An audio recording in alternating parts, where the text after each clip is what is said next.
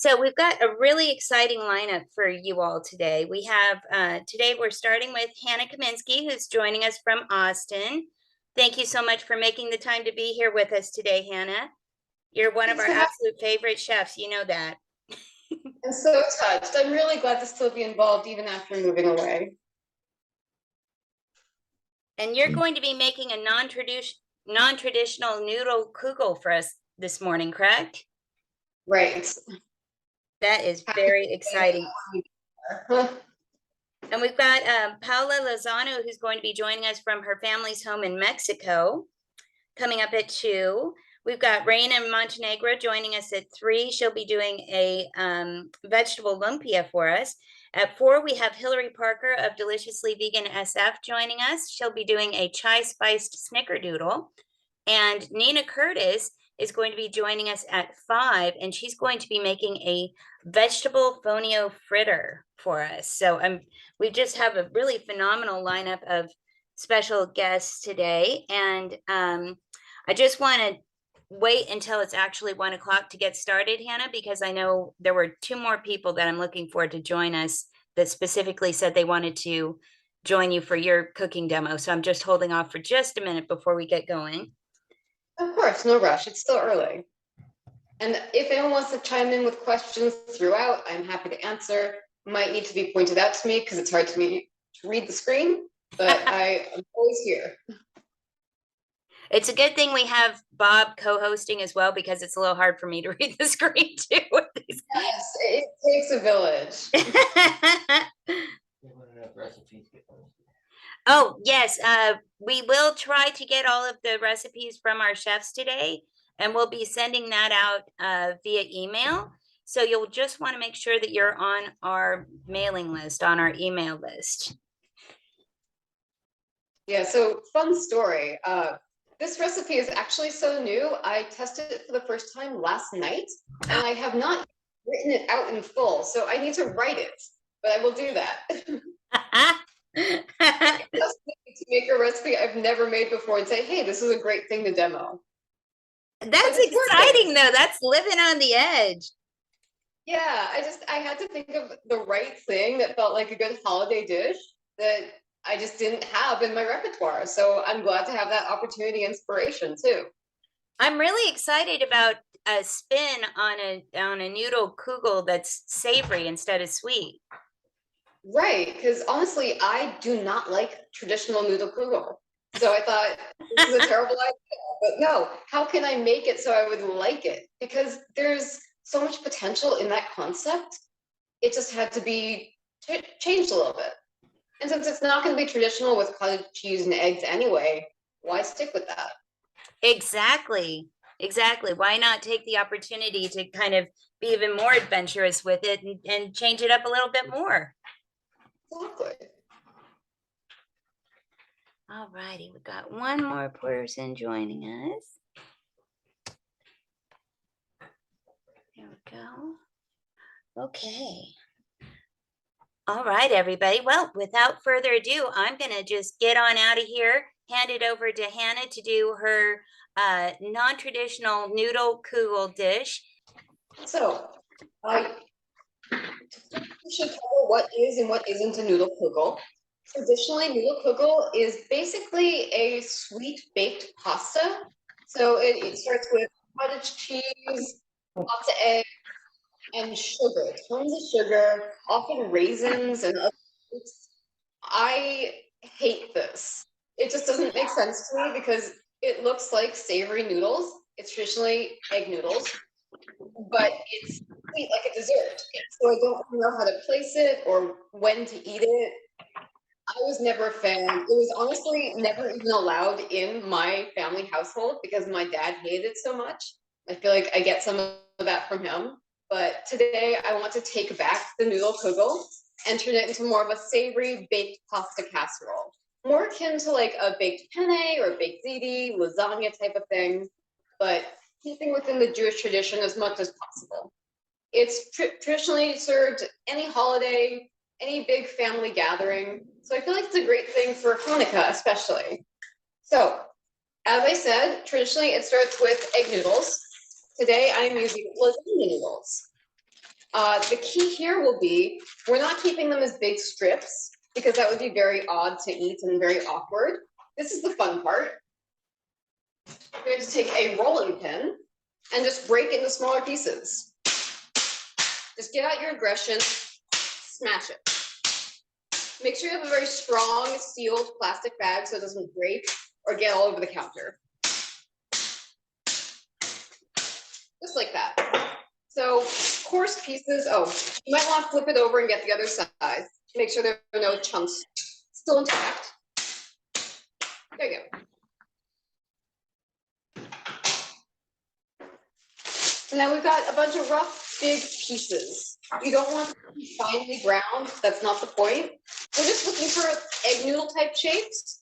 If you don't want to crush your pasta, you can also start with bow ties or campanelli. A mafalda is favorite. It really means mini lasagna, but those are harder to find. So I feel like this is the best way to do it. And you're going to par cook these, because if you cook them to the manufacturer's directions, they would be overcooked because we're going to bake them after that. So half the amount of time that the manufacturer recommends. I usually go 5 to 6 minutes, but this is going to vary because you could also use gluten-free pasta, and that usually takes less time to cook. So your mileage may vary. Check the package. We're going to start boiling.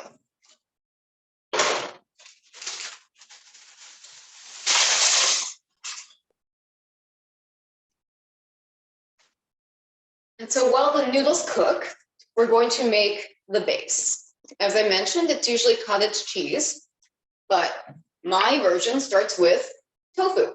So this is just firm tofu, and that will give us some nice curds like cottage cheese.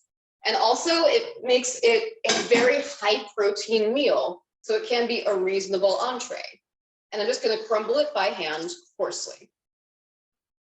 We want some texture in there.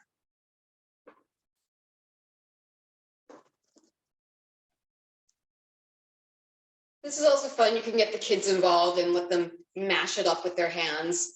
It can be a group effort and really fun that way. So just squish it around a little bit, break down any big pieces. Don't have to go crazy. That looks perfect.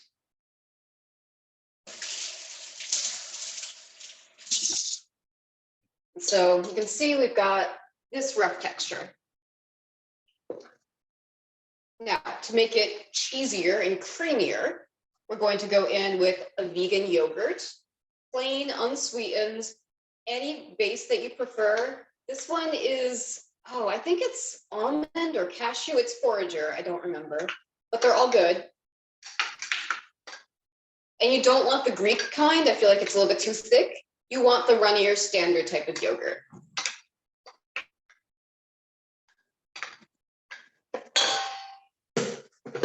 And to that, to enhance the cheesiness, I've got some vegan shredded mozzarella. This is Violife. Again, you can use any brand you prefer. And it's not a ton of cheese either, so it's still very healthy. Just enough to give that like savory umami vibe. Get that all mixed in.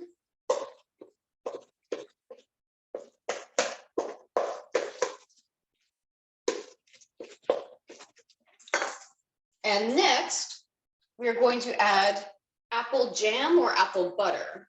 And this is going to bring in some of the traditional sweetness. So we still keep with the same spirit, but instead of just adding straight sugar, this gives us more flavor and more body. I made this apple jam myself, but you can make it a no refined sugar situation by getting a no sugar added apple butter. It's just straight apples and spices. And get that really well mixed in. It can be very thick and sticky, so you definitely want to give it some elbow grease. Give it a good, strong stir and make sure you break it up in there.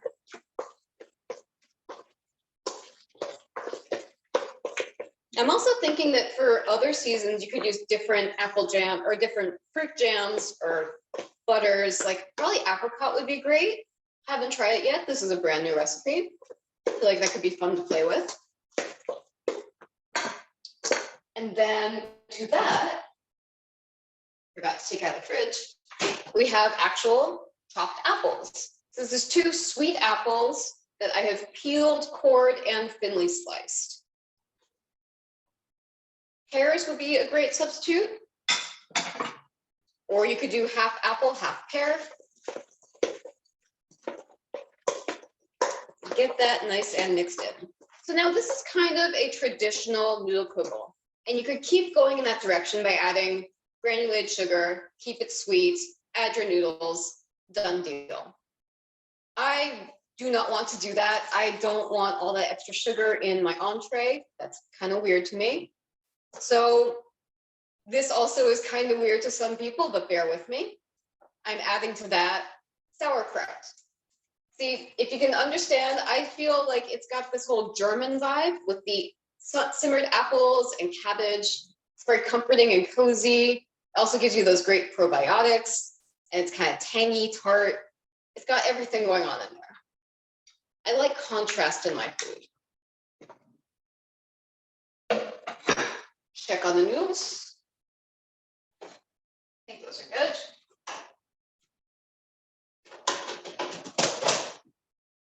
You want to drain your pasta very thoroughly because you don't want to water it down.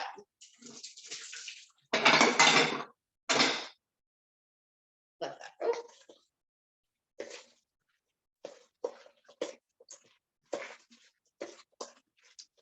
And then for richness, you can add either melted vegan butter or olive oil. I feel like olive oil is a little bit easier, so I want that.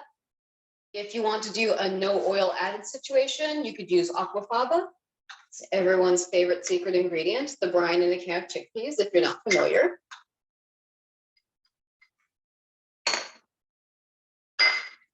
I like to have options for everyone, and I know that everyone has different diets, so just try to accommodate. It's not that hard. And also, if you have any questions about modifying recipes that I have to accommodate specific diets, please reach out to me. I can always help modify recipes. I'm Hannah at mysweetvegan.com or BitterSweet with 2 underscores on Instagram, because all the good BitterSweets are taken. Harass me, I love it. I love talking about food. And so now we've got our half-cooked noodles. Go right into the bowl. Oh, the bowl, not onto me.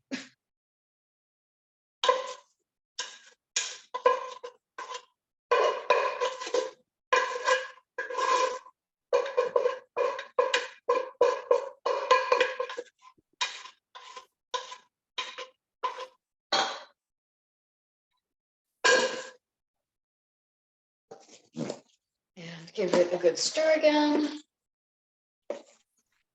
Hannah, we had a good question. Is the juice from kidney beans the same as aquafaba? Will it react the same in a recipe? It's very similar, but it is a slightly different ratio of proteins and starches. So if you want to use it to whip to make a meringue, it might not work the same way, and it will have a darker color because kidney beans are darker colored than chickpeas. So it is not ideal. It can work, but if it's just used as a binder in baked goods or instead of oil in this situation, it would work just fine. Thank you. That was a great answer and a great question. Keep them coming, guys. Yeah, I appreciate that. So we're getting to the end here. It's a very simple recipe. We've got salt and plenty of black pepper for seasoning.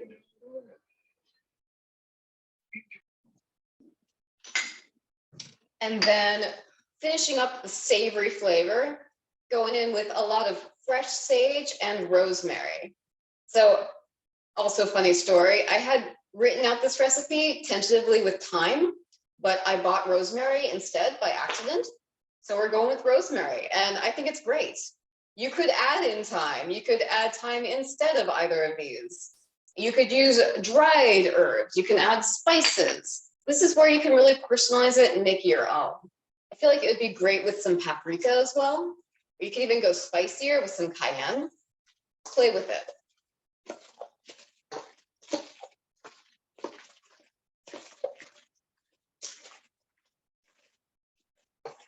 I feel like this is too easy. I'm gonna have too much time.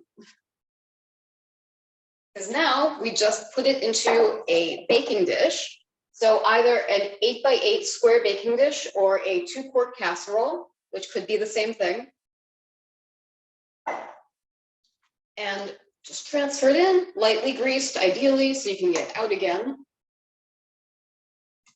If you're doing oil-free, I would just line it with parchment paper or aluminum foil to help with that.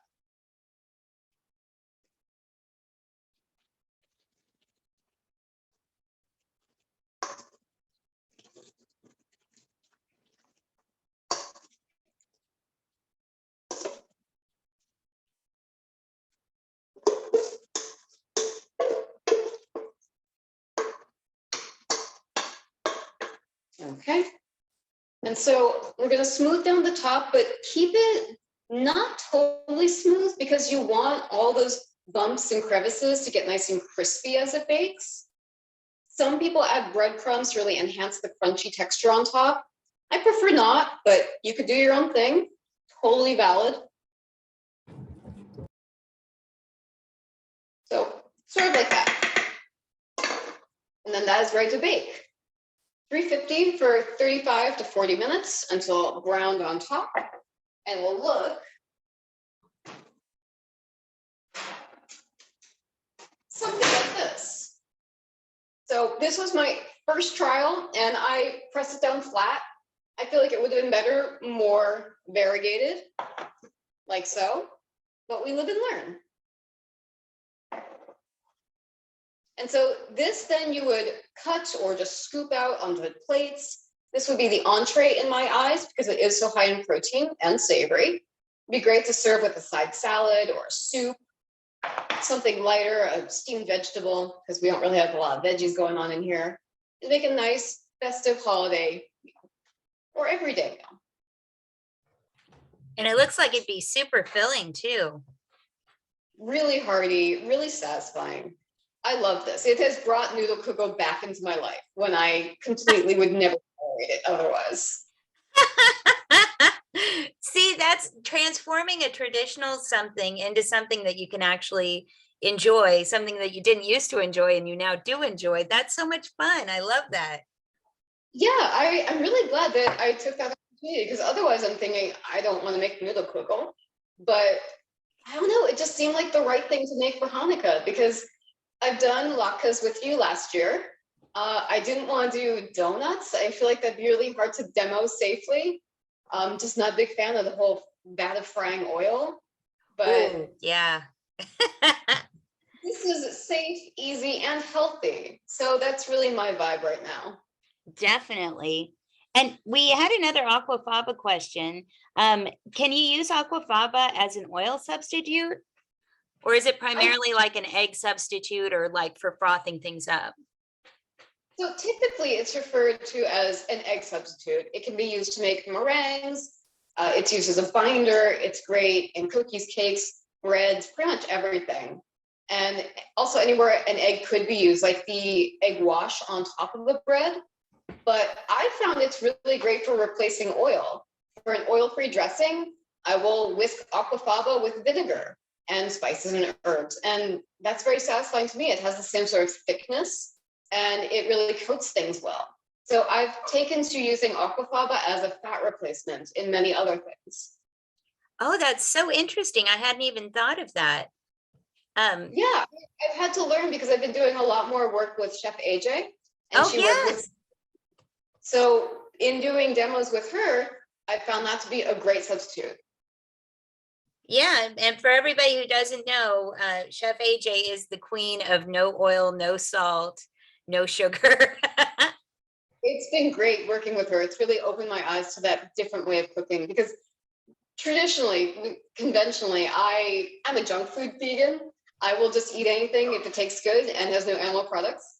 But I also really appreciate eating things that don't make me feel like crap. So it's been very helpful for balance. Well, it's good to have a little bit of everything. I myself am a bit of a junk food vegan, so I'm 100% guilty of that too. But this particular recipe, it does seem obviously you're going to have some degree of fat in it, but it doesn't seem like it's super high fat. It doesn't seem like it's terribly unhealthy, especially compared to like obviously the non-vegan version. Oh yeah, and I cut way, way back. Traditionally, this would call for a half a cup of melted butter, 4 to 6 eggs, like 2 cups of cottage cheese. It's not good. I mean, high cholesterol city, Oh which is yeah. also good for people of Jewish heritage because that is hereditary. Not doing us any favors. No, no, especially like being as a high risk category, it's definitely something we should all think about avoiding in general. But with these traditional holiday foods, they can get so fatty. So having these vegan options that you can switch out with are it's just so much better for the whole family, really. Yeah, and it doesn't feel like deprivation of any sort. This is still delicious and decadent and completely satisfying. And probably even more satisfying because it's much higher in fiber. Exactly. We have, I know that for those of you who tuned in late, this is a brand new recipe for Hannah that she's sharing with us for the very first time today. So she will be writing up the recipe and getting in that to us later on in the near future, and we'll send it out to everybody on the email list. But we did have a question about your vegan latkes. Is the recipe for that still up on your website? And if not, I can probably find the old recipe from last year and send it out. Yes, I definitely have that on my blog. It's air fryer latkes, and I did a cashew cream and a lentil caviar with it. Oh, yes, I remember that lentil caviar was amazing. I tried that a couple days after the show last year, and I was so surprised at how delicious it was. I love that. I mean, also coming from me, most people say the last thing for them to give up as a vegan was cheese. And yes, I love cheese. But the hardest thing for me to give up was raw fish and fish eggs. I am not a normal child. So I love like the flavor, the briny flavor of caviar and the way it pops in your mouth. So I'm always trying to replicate that somehow. So that's my inspiration. That's why I love your recipes. You always have like such a creative take on all of these different things to veganize that honestly I wouldn't even think about veganizing. And the way you do it is always so innovative and healthy and delicious. And I love working with you, Hannah. You always have great ideas. Thank you so much for being with us today. Thank you. Of course. I wish I had more to share. It was too quick. Well, quick and easy. Sometimes that's exactly what we need for the holidays. I mean, while everybody's just super busy running around dealing with probably a lot more people in the house than normal and that kind of thing, extra shopping, Yeah. trying to square away work before the holidays, that kind of stuff. Yeah, This is and on just that such a good note, idea. I can share that this is a great make-ahead recipe. So you could bake it all the way through as I did here and keep it for up to 5 days as is and just reheat it, pop in the oven or even microwave it because I know oven space can be at a premium when everyone's trying to get their dishes going. Or you can prep it up to this point and plastic wrap it, keep it in the fridge for probably another 5 days and bake it off when you're ready. You could also store either of these in the freezer and just let them thaw at room temperature and then bake or heat as needed. They're very flexible. They keep very well. They're great for potlucks. You could double it and do it in a bigger pan, serve more people, do it in 2 pans. It's great. I love the idea of being able to make it ahead of time and that it keeps in the fridge for 5 days. That's awesome because then you can make it, forget about it, and then do what you need to do, and you're already done with your part of the feast. Exactly. I love celebrating the holidays and I love being in the kitchen. I love cooking for it. But when I have people over, I want to be with those people. I want to celebrate with them. And I can't relax if I'm worried if I'm burning this or overcooking this or forgot about this. I want the food to be taken care of. That's such an excellent tip for time management during the holidays because it's Yeah. stressful. I mean, it's stressful for everybody, no matter how organized you are. And if you have the ability to make something in advance and spend time with your guests and spend time with the people you love, I mean, what better way to celebrate the holidays, right? Yeah, and even just every day, for meal planning, having this ready, you don't have to think about cooking. I mean, just portion it up, eat it throughout the week, you're golden. Oh, yeah. Yep. And you can have that festive holiday flavor whenever you want it. Does anybody have any other questions for Hannah? We are dropping the link to BitterSweet blog in the chat right now. Thank you, Bob. Yeah, and just search air fryer latkes in the search bar or go to the recipes, like recipes A to Z on the top tab, and it should be there under entrees, I believe. If anyone has trouble finding it, hit me up on Instagram or email me. I will help. Excellent. Thank you so much, Hannah. We really appreciate you being with us today, and I look forward to working with you more next year. Likewise, and be well, and happy holidays. Happy holidays. Take care, my friend. Bye. Bye. So I'm going to go ahead and step out, but I will be here if you need any help. Okay, thank you so much. Thank you. Well, hello, everyone. My name is Paola Lozano. I have a pop-up La Chancita, and I also share some online recipes on YouTube as Paola Lozano Yoga. And today I'm going to teach you how to make atole de nuez. Let me see if I can share. This is like the perfect holiday beverage. We love to pair it with tamales, which are very popular this time of the year here in Mexico. And not sure if you have ever been to a posada, but it's like basically a reunion. It can be like friends, family, even work. And I feel like for us, it's just like an excuse to party because we just love to go out and, we're very cheerful. So yeah, today, as I said, I'm going to teach you vegan atole de nuez. And this specific atole de nuez, I made it with pecan nuts. But you can use whatever you prefer, like your favorite nut. It can be almonds, it can be walnuts, or whatever you like. The ingredients are this. So it's going to be 1 cup of nuts, in this case, pecan. It can be less. It depends on how splendid you want to be. I'm going to be very splendid, so I'm going to use 1 cup. And then we are using cornstarch. Not sure if you can see it. It's about 1/4 of a cup. And this is going to thicken the beverage. So depending on how thick you like your atole, you can play with this. Like you can add more or less. Normally, when you cook it at the beginning, it's not as thick, but like as time passes by, it will get thicker and thicker. And then once you put it in the fridge, it will be even more thick. So I suggest that you kind of slow down a little bit with this one. And then we are using piloncillo. This is unrefined brown sugar. You can normally get it at any Mexican grocery stores there. And they come in different sizes. So I will suggest that you kind of take a look because they are mighty. So in this case, I'm going to use 2 to start. And then if you think that it's not good enough or you like more sweet beverages, you can add more. This one, so my hands are super tiny. Not sure if you can see, like it is actually pretty small. So I'm going to use 2 of these. And then I'm using a cinnamon stick because this is like the Christmas signature. This is the flavor we all enjoy during these holidays, and it gives a nice touch to the beverage. And then we are using veggie milk, whatever your favorite is.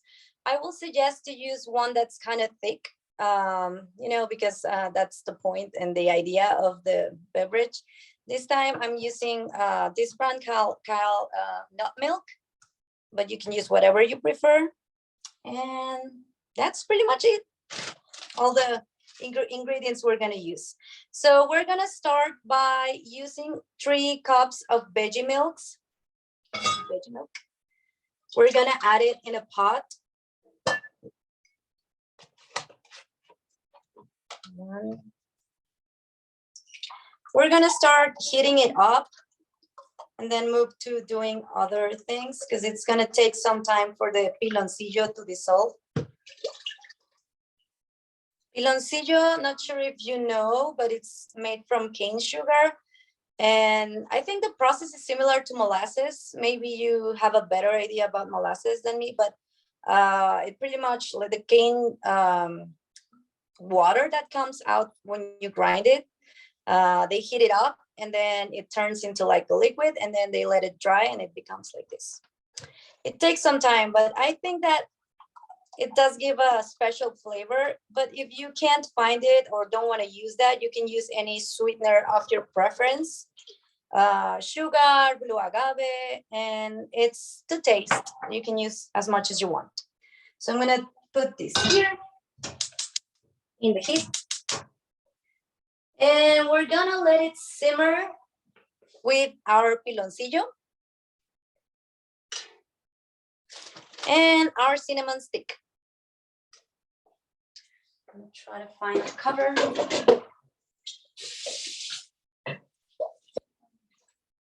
This one. And then we are going to grind our nuts until a powder. This is gonna make the beverage so much better. It's well, it will thicken it up a little bit more, but also it's just nice to feel like, you know, little pieces of nuts. So it's gonna get loud. You can cover your ears. Or maybe I can stop the, no, I don't wanna touch that. Okay.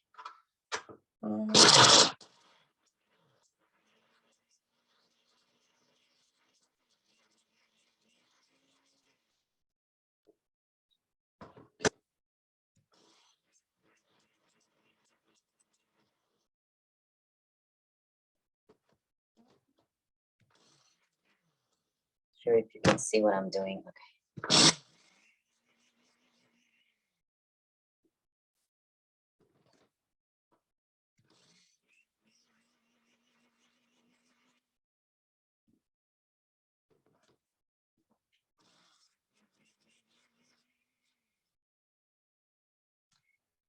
Okay, my blender is not that powerful, but hopefully yours is. And can you see how it looks? It's like this powdery consistency. So once we have this, we are going to add some water, like a water splash to the cornstarch, just enough to kind of cover it. You get it?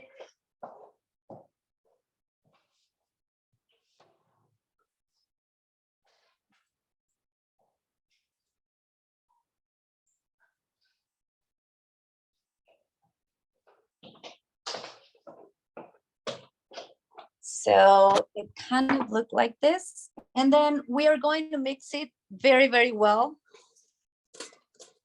until it looks like a very well dissolved liquid.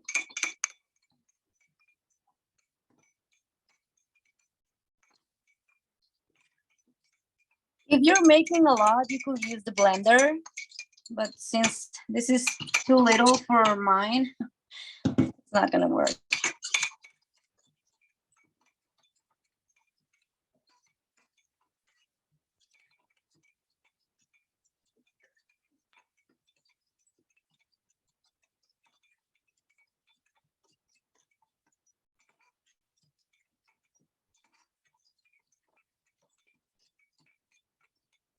You are doing it with me right now. If you want to share your results, I'll be happy to see. You can email me or DM me through my social media. I'm on Instagram as La Chancita, as in chance, and Paola Yoga. And then it's here.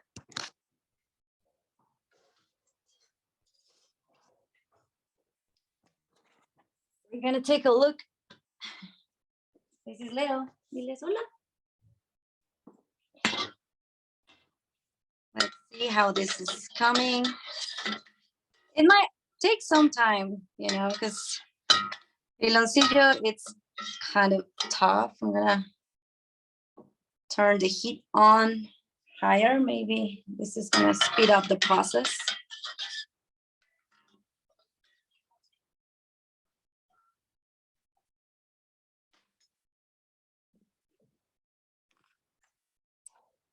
Now we are going to add the cornstarch. Well, preferably we should wait until the piloncillo dissolves, but I'm not sure how we're doing in time. Oh, we're doing pretty good actually. So we're gonna wait. We're gonna mix it. Not sure if someone can or want to share if they are doing it with me right now. Are we going too fast? Hopefully not. The president. Oh, okay, I'm looking at the chat.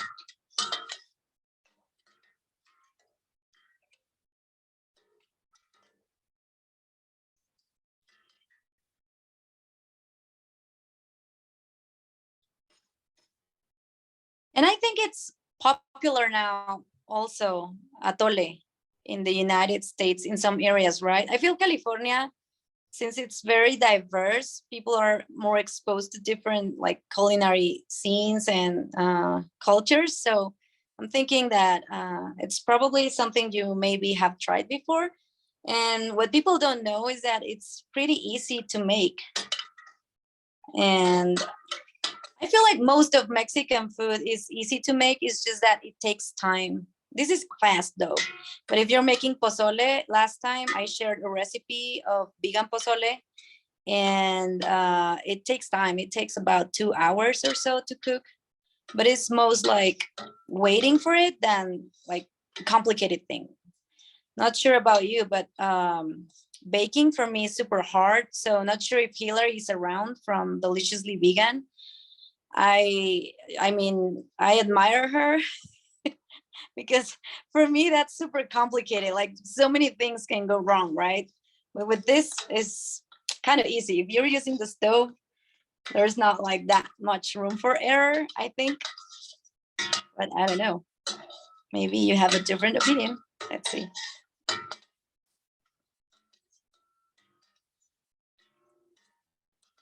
Kind of dissolving. So I'm gonna add the cornstarch right now.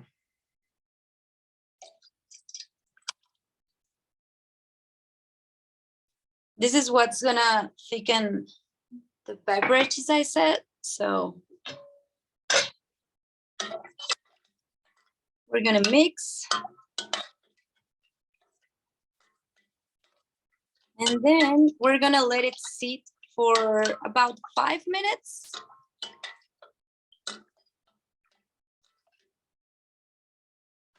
I'm gonna cover it. I'm gonna turn the heat a little bit off, not off, but I'm gonna make it less hot because it was really high. And we can start taking out the nuts into a cup, or if you want to pour it straight, but I'm gonna do it just because we have time.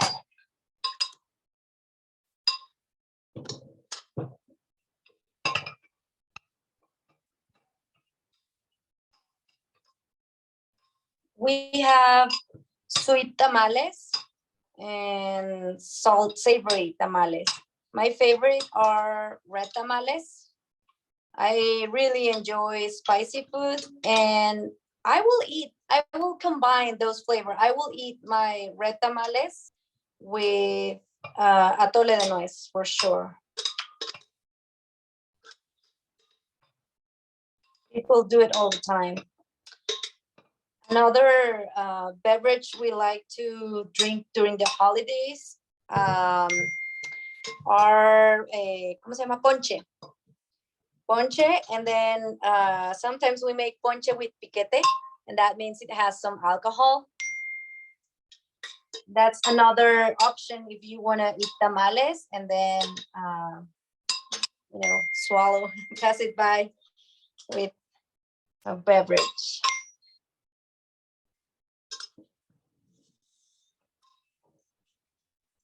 Look at this. Not too bad.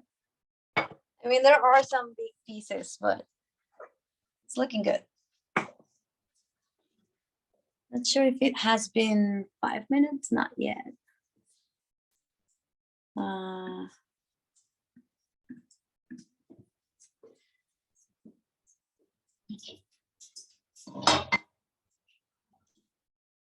Okay, I'm gonna add the nuts into this pot, and I'm gonna mix. I know I'm wearing a spoon that's not supposed to go here, but we had some technical difficulties and I didn't have time to take out the appropriate gear. So this is looking a little bit more, the nuts are kind of looking not so grinded after all. That's what I'm seeing, but you can do a better job than me. Or maybe you like it. Maybe you just like to chew some big pieces of nut when you're drinking. And we're gonna let it sit for 5 minutes.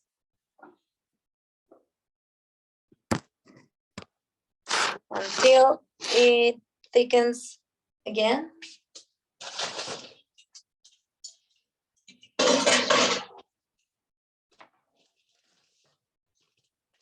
And as I said, it was super easy. We did this in like 10, 15 minutes.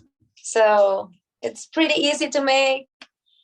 It's great. You can share it with your family. You can get together during the holidays and it keeps you warm. I know it's really, really cold right now in the Bay Area. I've seen, some of my friends have told me. And so this is gonna be helpful if you wanna make it. And so I made Atole in my cute candy skull cup. It looks like this. This is the end result. And if you're not happy with how thick it is, you can adjust that, as I said, either with adding more cornstarch, or if it's too thick, like maybe next day when you open your fridge and you see, oh, this is looking more like a gelatin, then you can add a splash of your veggie milk, and that's it. Also, if you feel like adding more piloncillo, as I said, or cinnamon sticks, feel free to do it. What I really like about cooking is that it gives like a personal touch. Like you can add to any recipe, whatever you like, giving your preferences. And I really like that. It's like a signature. It's like a special thing that you add to any recipe. But also you don't have to if you don't want to. So, and it hasn't been 5 minutes yet, but I think pretty much that's it. Like, here's the spoon.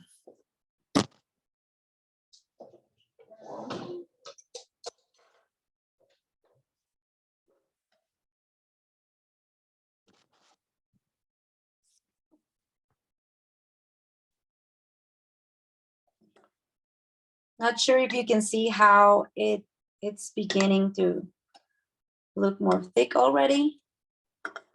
Oh yeah, you can see it thickening up for sure. Yeah. It looks like it smells wonderful. It does. Yeah. Easy peasy, delicious, vegan. What else do you want? You have it all. And creamy and comforting and cinnamony. Yes. I wish I could share it through my screen. That would be nice. One day, I think we're getting close to that. Technology is going to get there. I would love to at least be able to smell it through the screen. Right? And yeah, I think this is it. Not sure if you want to move to questions or what. Oh, yeah, let's definitely open it up for questions. I did see a couple of things in the chat. Is there a substitute for the cornstarch? Yes, you can use masa harina, which is you normally see it at also Mexican grocery store. Oh, it's nixtamalized corn. And yeah, and it's like it's also starch. So the thing with starches is that it makes everything thicker. But originally, before atole, indigenous people, we were making champurrado, and champurrado is made with masa, like literally the masa from the corn. We will pour it in the water and then mix it with chocolate or any other flavor, because also one fact that some people don't know is that chocolate comes from Mexico. Well, originally cacao, before going to Suiza and and being famous for making delicious chocolates, we were doing cacao, like we were drinking cacao beverages. And yeah, so you can use masa harina.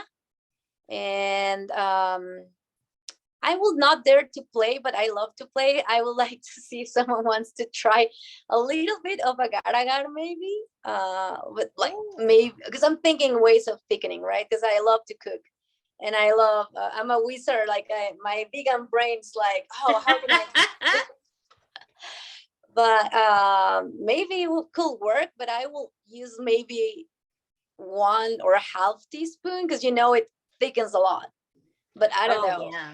I don't know. Like if someone tries to be playful and brave and want to try something like that, let me know how that goes. Well, we did have a suggestion to try arrowroot powder. That might be interesting. Oh yeah. Any thickener? How do I say that? Yeah, thickener. Yep. That you use. Again, it's about adding your personal touch and modifying and doing the recipe that suits your needs. And whatever, if you're trying to like skip something, or you can always do this or that. Some people might even use, if you're using masa harina, you can use water instead of veggie milk. Like it depends on what you want to try. Oh yeah, that's really, I love that it's really versatile and you can switch it up in all of these different ways, not only with the choice of milks and the thickeners, but you can also, as you mentioned in the beginning, use a different choice of nut. Yeah. That's yeah, and really also cool. yeah, starch. I'm thinking of another starch, tapioca starch. The Oh, thing is, yeah. like, yeah, in Mexico we use corn. We are sons of the corns, of the corn. Like somos hijos del maíz. And we, all of our culture. Some people, well, not sure, but I think most of people know, like a lot of our food is, it's the gravitational center, the corn, and then we make everything with it. And that's why we use corn. But again, you can use whatever you can get or you want to use. It's open to your creativity. Oh, that's so cool. That's awesome. Yeah. We did have a question that I have to ask. Do you know of any corn allergic Mexican folks? Not really. I have a lot of Mexican folks in my family, and I know that none of them are allergic to corn. I don't need to know. No, go ahead. I've literally never met a corn allergic Mexican person. I think maybe because of what I said previously, we were heavily, like, our whole food scene is heavily based on corn, and we've been eating it for so many years. And maybe if some people were allergic to it throughout time, kind of you learn, how to deal with it. And, through generations, you kind of like build up a tolerance. Yeah, because that happens a lot in different cultures. Like if they eat some of, some product, sometimes they build like resistance, I guess, or natural selection. Maybe if people were allergic, maybe they passed away. That's what Walter just suggested in the chat. Oh, and I did see something earlier. Apologies if I neglected to introduce myself earlier. My name's Christy. I'm the president of San Francisco Veg Society, and this is Paola Lozano, if you missed the beginning of her segment. And she has an awesome pop-up called La Chancita that she does all over the Bay Area. But she's currently Zooming with us from her family's home in Mexico. And I really appreciate you taking time out of your visit with your family to share this recipe with us today. I love it. I love to share everything about my culture. It's very exciting for me to share, a little piece of what we are, what we do. And it's actually pretty flattering that people take interest in, learning. And I really appreciate it. Thank you so much for, making me feel part of, We always love to work with you. You're so much fun to collaborate with. And we did have a question. Do you have restaurant recommendations for where you are in Mexico? In Aguascalientes, yes. Los taquitos del encino. Ooh. Those are really good. Avocado punk, rame, casaonca, the vegan side. Actually, if I'm not sure who's asking, but I'll be happy to make a list and send all the directions and everything. So oh, that would be fun. Yeah. And definitely we would love the recipe for this, for the Atole, because we'll be sending that out to all of our members who are on our email list. Once we get the video from today edited and put up on our YouTube page, we're going to send the link to the YouTube video recording, and then also the recipes from today's cooking demos. So if you're not on the mailing list, folks, make sure and send me your email, and I will add that to our email list. And you can reach me at events@sfbs.org. That email comes directly to me. And it looks like we have one more question. Sorry, my eyesight is getting worse and worse. So if it takes me a second to see your chat notifications, I apologize. Okay.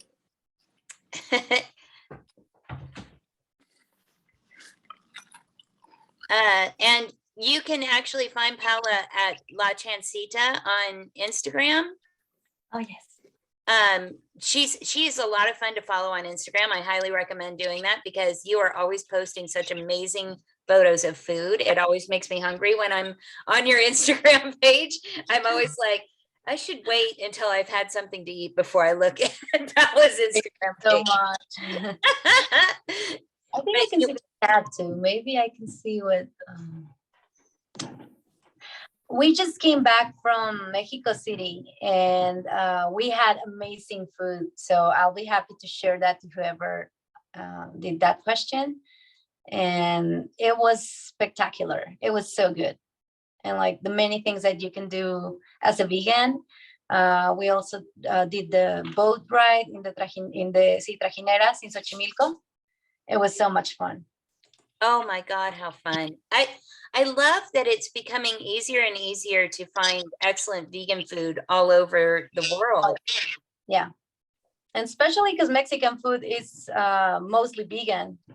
Another thing, I shared that on the last cooking demo. And pre-Hispanic food was mostly plant-based. So that's what I think. Yeah, it's super easy to make it vegan because like it was almost already vegan.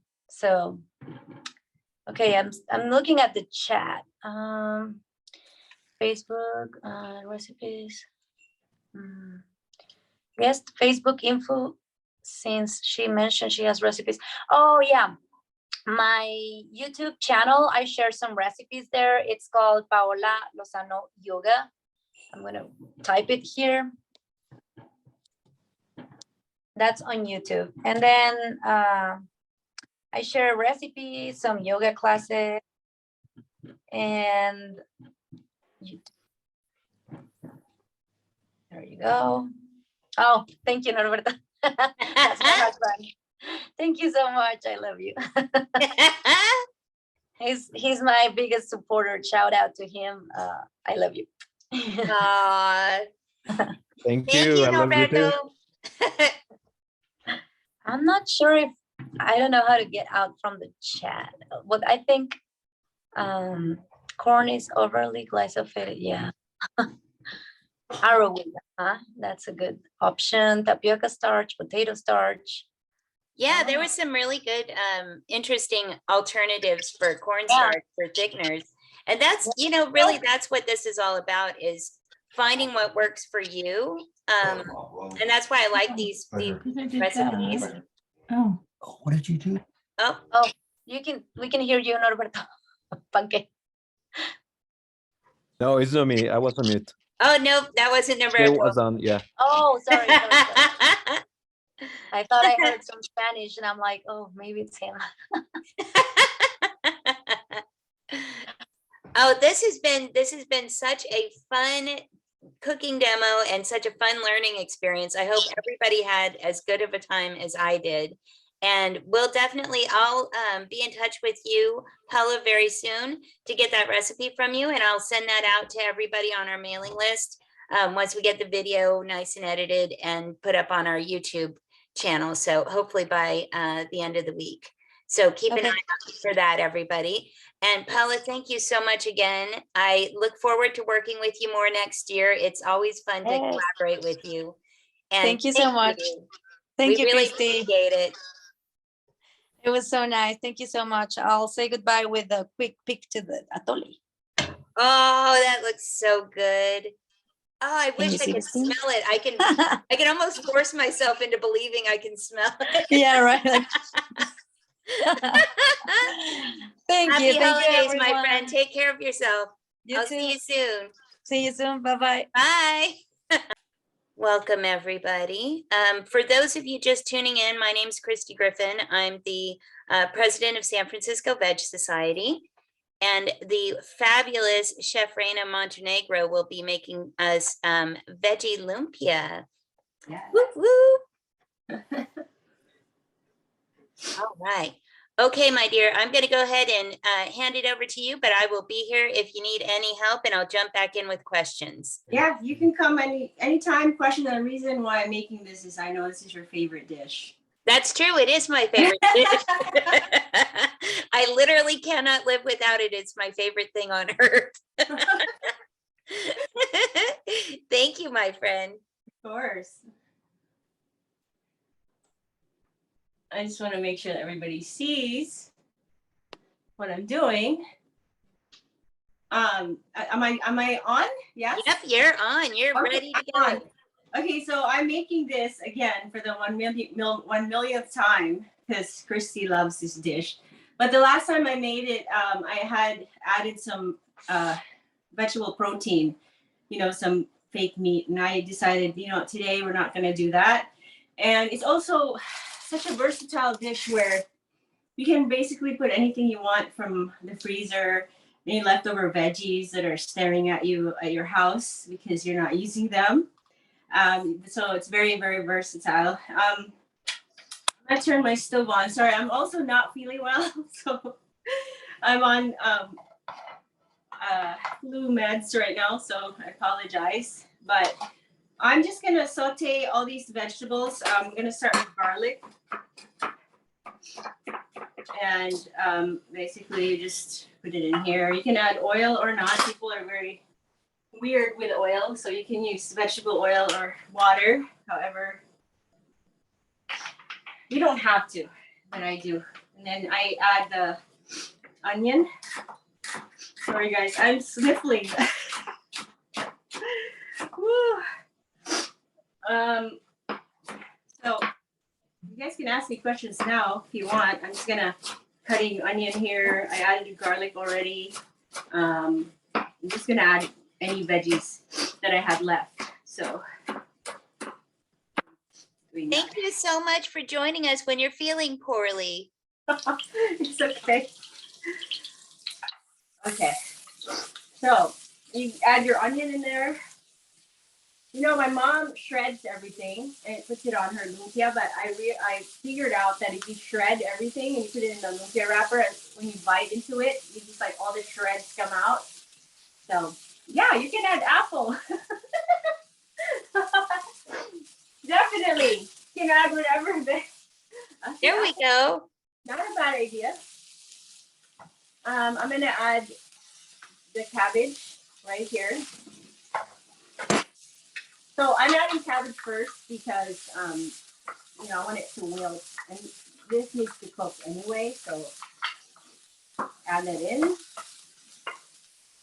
and then I add pepper. If I'm going too fast, let me know. I can slow down. I'm very fast. Always been people's issues like slow down. So I'm adding salt. And also I'm gonna add some mushroom powder. And just be careful with your mushroom powder because most of them have salt already in it. So if it doesn't have salt, just add, salt. And then if it does, you don't have to. What else? Yeah, it's gonna be cooking for a while. So if you have any questions, I'm here to answer before I blow my nose again. If you need to take a break to blow your nose, you go right ahead. So yeah, this will take like a minute or two. So I'm just gonna let it. I'm on medium high flame on here. Then last, I'm gonna add my frozen veggies, which I feel like everybody has in their fridge. So you can do it. This is like another dish that's like literally will not. It's like you don't have an excuse not to make it because you have it. You have all the ingredients at your house. So I don't want to burn it. I've been burning things lately, so I turned down this flame right here. And Reina, Sunny's asking if you can show us the can of mushroom powder. oh, it's hold on one sec. Let me find it because this one's not really mushroom. It's like a vegetable. It's a vegetable bouillon. Oh yeah. Yeah. So, yeah, that's the one I'm using. But if you can't find it in a grocery store, then I'm gonna add this in. And these are already cooked, so you don't really have to cook it. You're just kind of warming it up. So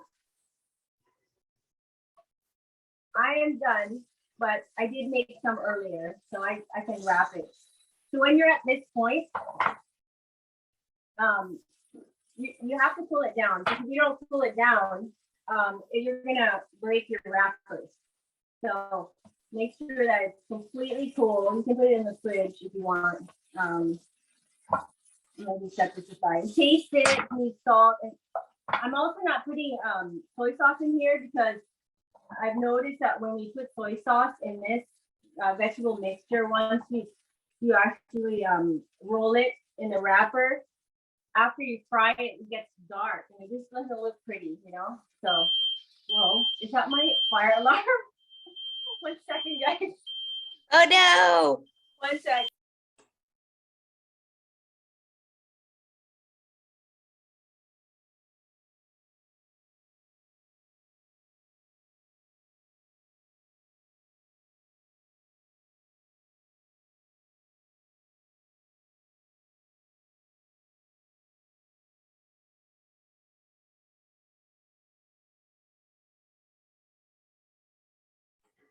Sorry, folks, we just had a little fire alarm issue. Reina will be right back with us. And Pat, to answer your question, I think Reina doesn't do the matchsticks because when you bite into the lumpia, all the filling kind of comes out. So I think that's why she's going more with bite-sized pieces. Yes, definitely. I'm back. Wow, that's never happened, but here we are. Walter's asking if you can make mushroom powder by dropping some dried shiitake mushrooms in the Vitamix. Absolutely, yes. I And never even thought to do that. That's interesting. You can add salt, and also you can add garlic powder, onion powder, so you make it like a really good seasoning, because mushroom itself really does have like it deepens the flavor of your dish, but it doesn't have like the flavors that you need, for the seasoning. So you have just add like your seasonings that you would like, right? Which brand of mushroom powder do you prefer? I know we saw the label earlier, but I don't. Yeah, same label. It's called let's see. It's from the Asian market. It's called I can't even read it. It's in Chinese. But yeah, I think it's called Dragonfly. That's what it's called. Right on. Yeah. So I got these wrappers that I've showed you all so many times. Can't believe my fire thing went off. That's crazy. I'm like a disaster. So I'm gonna make a few, okay? And can you see what I'm doing right now? Yep. Okay, because I just want to make sure that everyone can see. So I'm heating up my oil. So I'm gonna deep fry this. Someone always asks if they can do it in an air fryer. You can. It's just not gonna be the same. It's not gonna be as good, but you can definitely do it. So remember that thing I made? I cooled some down already. And then this is the wrapper.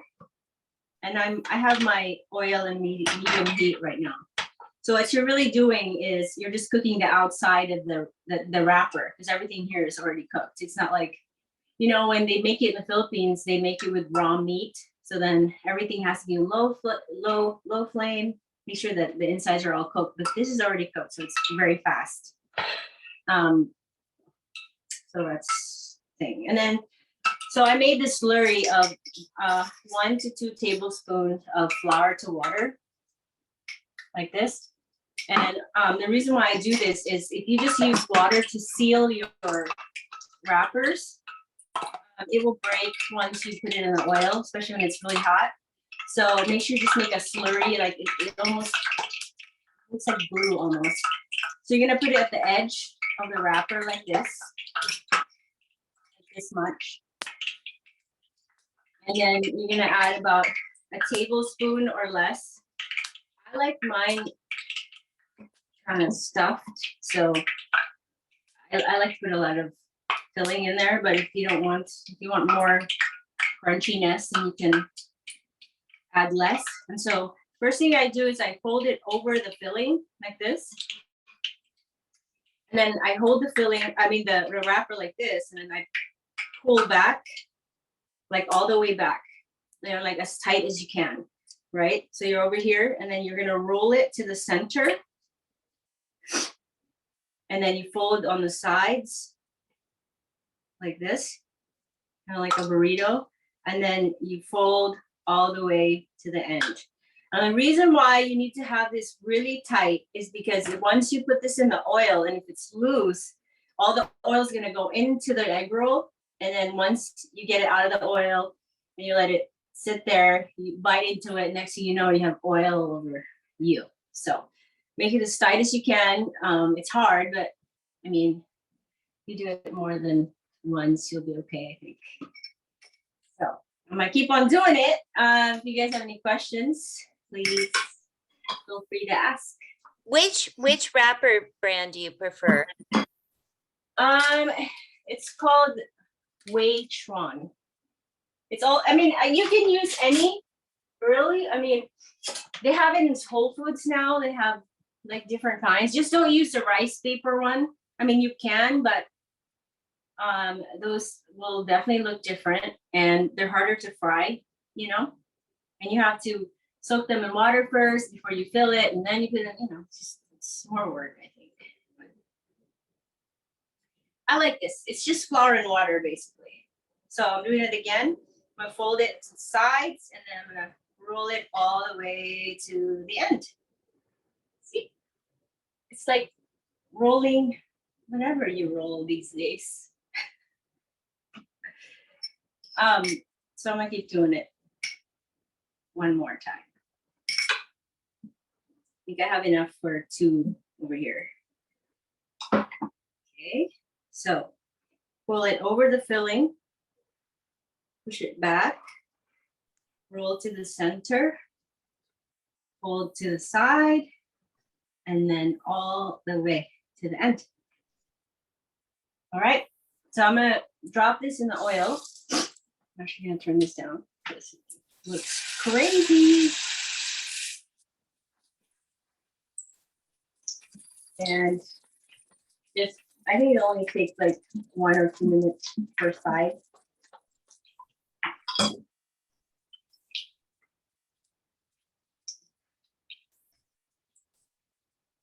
The glue, is that just a slurry of flour and water? Yep, Right? that's it.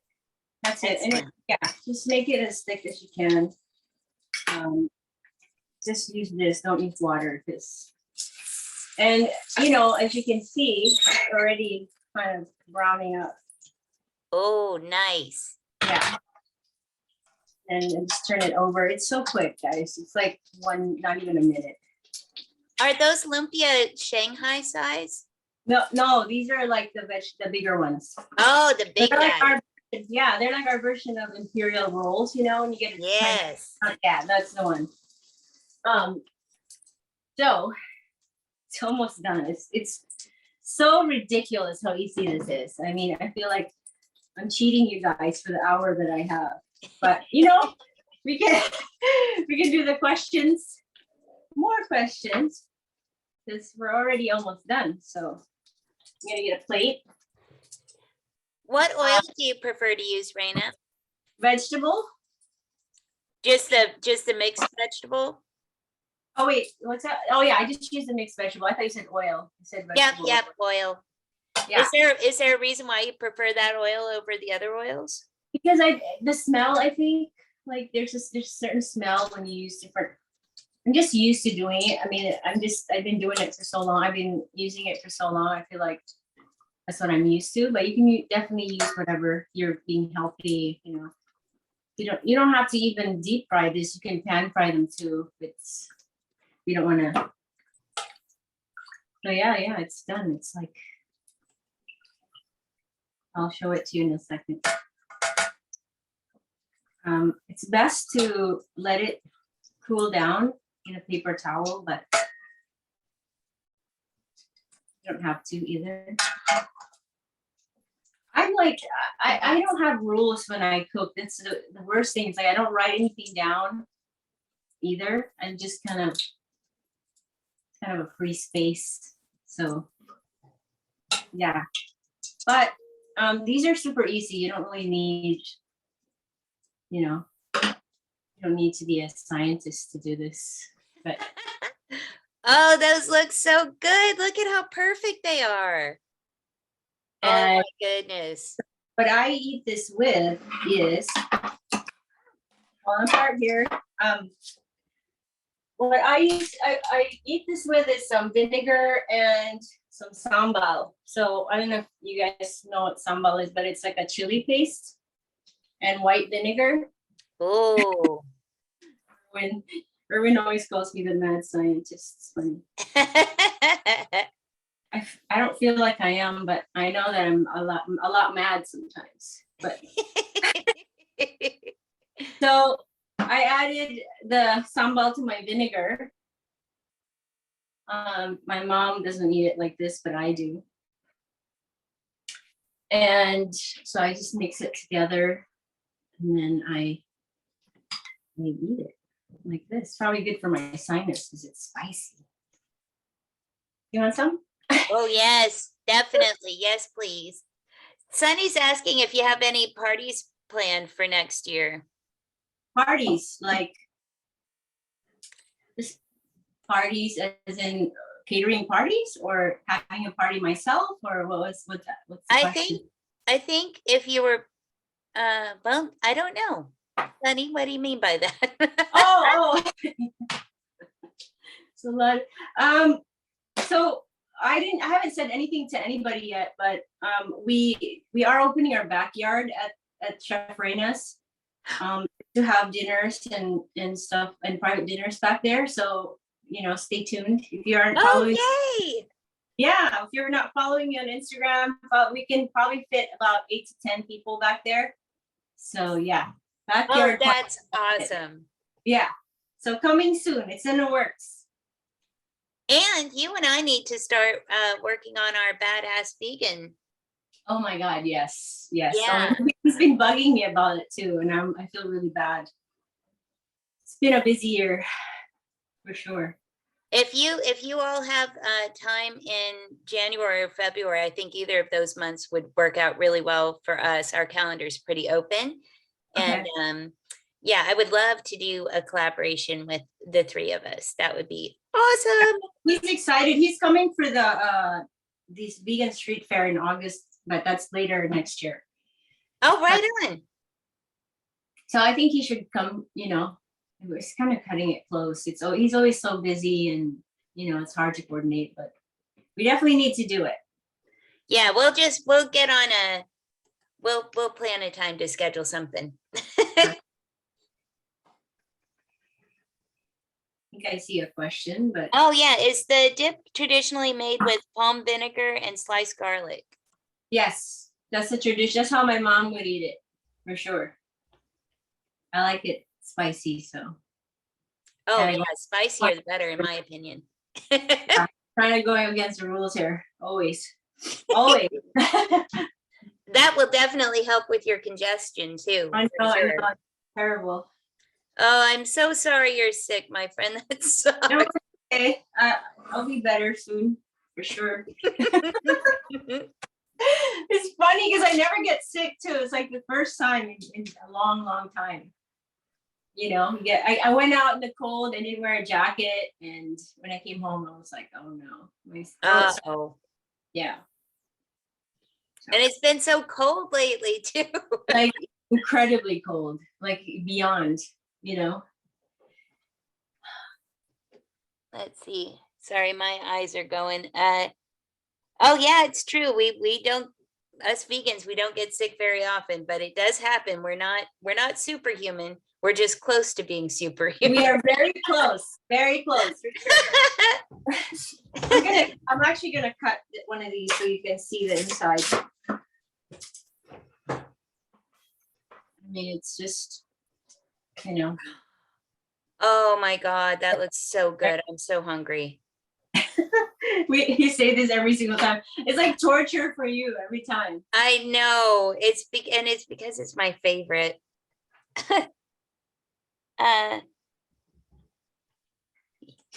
Any other questions?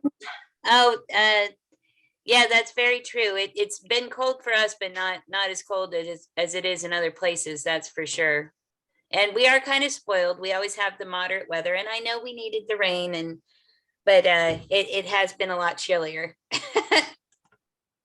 Yes. I Definitely. know a lot of people have been getting colds and flus, and also because we're not used to being around each other anymore because of the pandemic.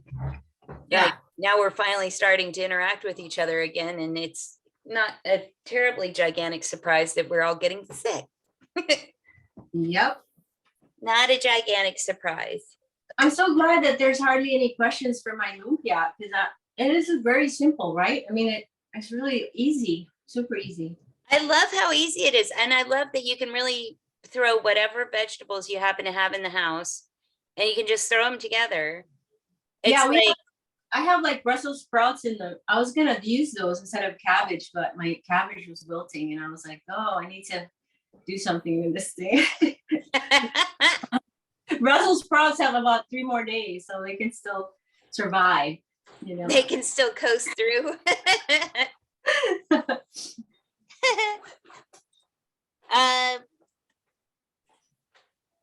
All right. We have a question. okay. Do you eat honey? I doubt that you do. Most of us do not. Nope, not at all. I'm a very strict vegan. Yeah, I'm very strict myself. I do not do anything that would compromise another being. Yeah.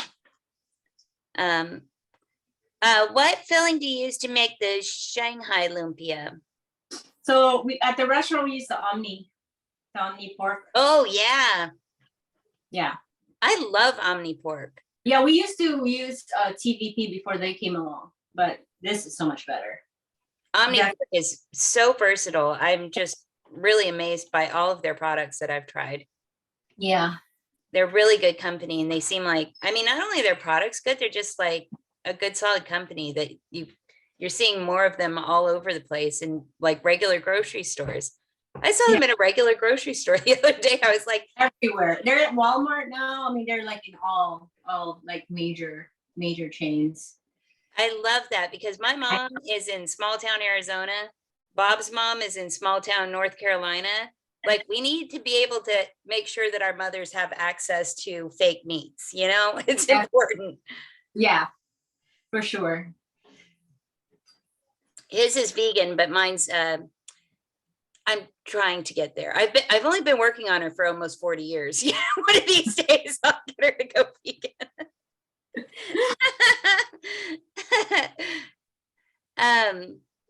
Oh, and we did answer the oil question earlier. It's just a regular vegetable oil is what Reina prefers to use.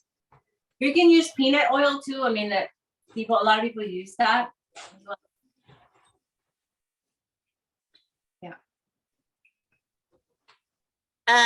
Pat is asking if you make show pao. I used to. It's just hard because, you know, at the restaurant, shopo is something that you leave in a steamer and you kind of have to sell it the same day. And, you know, it's not only the same day, but as soon as they're cooked, they need to be sold immediately because they just get hard. And it you know, how the bun gets hard. And I don't know what the magic is with that, but yeah, it's a difficult thing. I'd like to. It's just also very labor intensive. So, yeah. You got to know that it's going to go out the door that second when it's done. It's like an order thing where you have to kind of sell it before you make it, you know? Definitely. Definitely. Thank you so much for joining us today, my dear friend. It's always good to see you. I always love seeing your beautiful face, even if you're sick. Thanks for having me always. I have always this. I have like I'm a big fan of you guys, and you know, hope we can do more things in the future. I am very much looking forward to working with you more in 2023. I always love collaborating with you, and I cannot wait. When you're feeling better, let's get on a phone call and have a brainstorming session. Definitely. I'm down for sure. Sounds good. Thank you so much, dear. And get to feeling better. I know I am. I'm gonna right to the couch after this. Atta girl. Love you, babe. I'll talk to you soon. Bye. Happy holidays. Thanks for watching, guys. There we go. Welcome back to Very Vegan Holidays, everybody. Thank you for hanging out with us today. We've had so much fun, and we're going to have even more fun now that Miss Hilary is here. Hilary from Deliciously Vegan SF is going to be making some chai-spiced snickerdoodles up in here. I'm so excited about this recipe. I'm really looking forward to this. So I'm going to just go ahead and turn my camera off, but I will be here to pose questions to you as the demo goes on. So if you have any questions for Hilary, please just put them in the chat and I will make sure and ask her. Thanks so much. It's all you, babe. Take it away. Okay, hi everybody.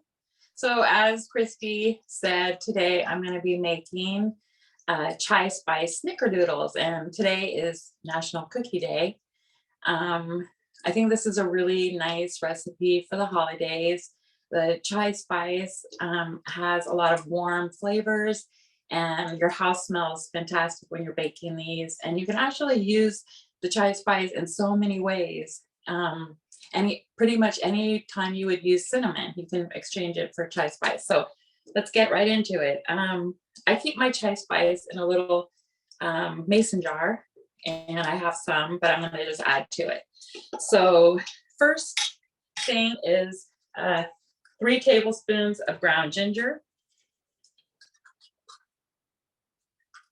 and then 4.5 teaspoons of ground cardamom. Hopefully you can see all this. Let's see, then 3/4 of a teaspoon of nutmeg, and 3/4 teaspoon of ground cloves. And then this might surprise you, but 1 tablespoon of black pepper. Doesn't taste like it, but spicy. And then 4 tablespoons of ground cinnamon. Okay. And just give that a little stir or a shake. And that's it. So simple. Okay, so for the cookies, you're going to start with a 1/2 cup vegan butter, softened. And if you don't have a stand mixer, don't fret. You can use a hand mixer or your good old muscles.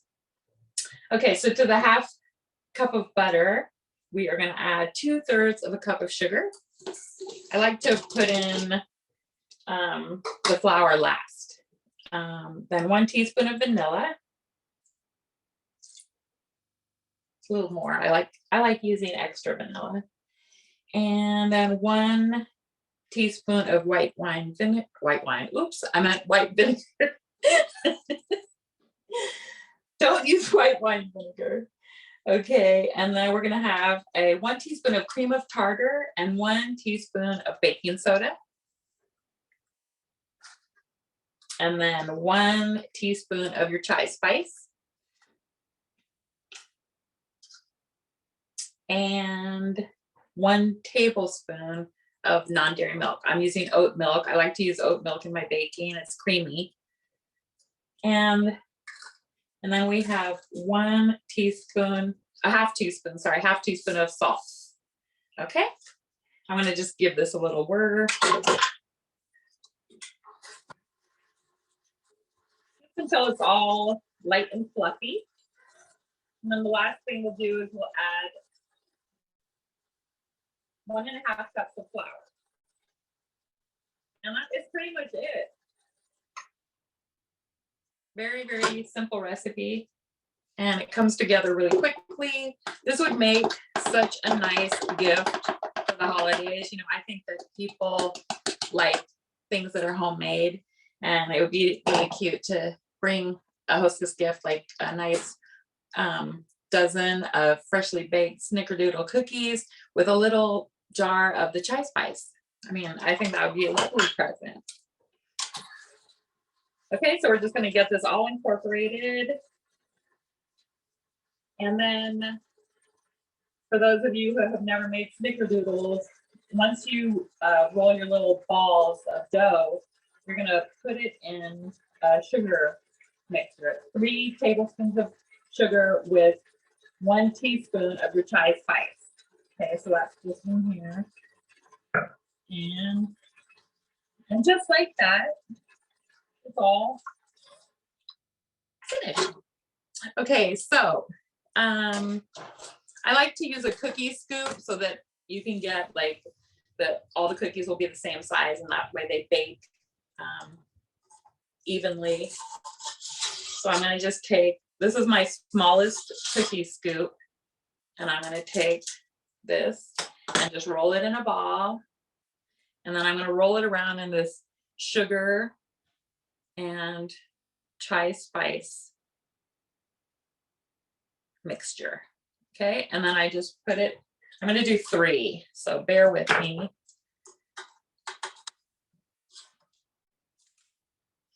Make them bigger, but I think this is a nice size. They do spread out a bit. Okay, this is number 2. And the last one.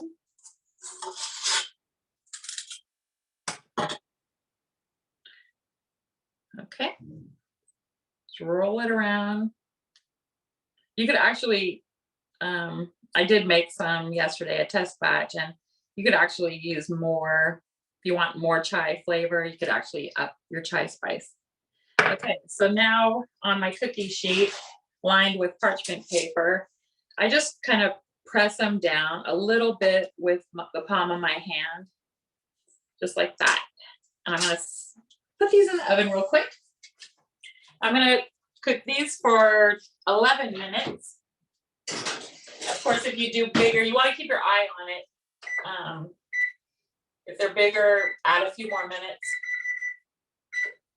Okay. And then through the magic of my little mini kitchen, ta-da! These are some that I pre-baked. So this is what they look like. This is about the size of the smallest cookie scoop. And I'm just going to take a bite. Smells so good. Yum, yum, yum. That's it. Delicious. Those look so good. They are so good. Oh my gosh. I mean, that's all there is to it. It's pretty easy. When Paola was our second chef today, and she taught us how to make this Atole from Yum. pecans, and it was like cinnamon spiced, and I can't help but think that with those cookies would be absolutely amazing. So good. Like a match made in heaven. That sounds yummy.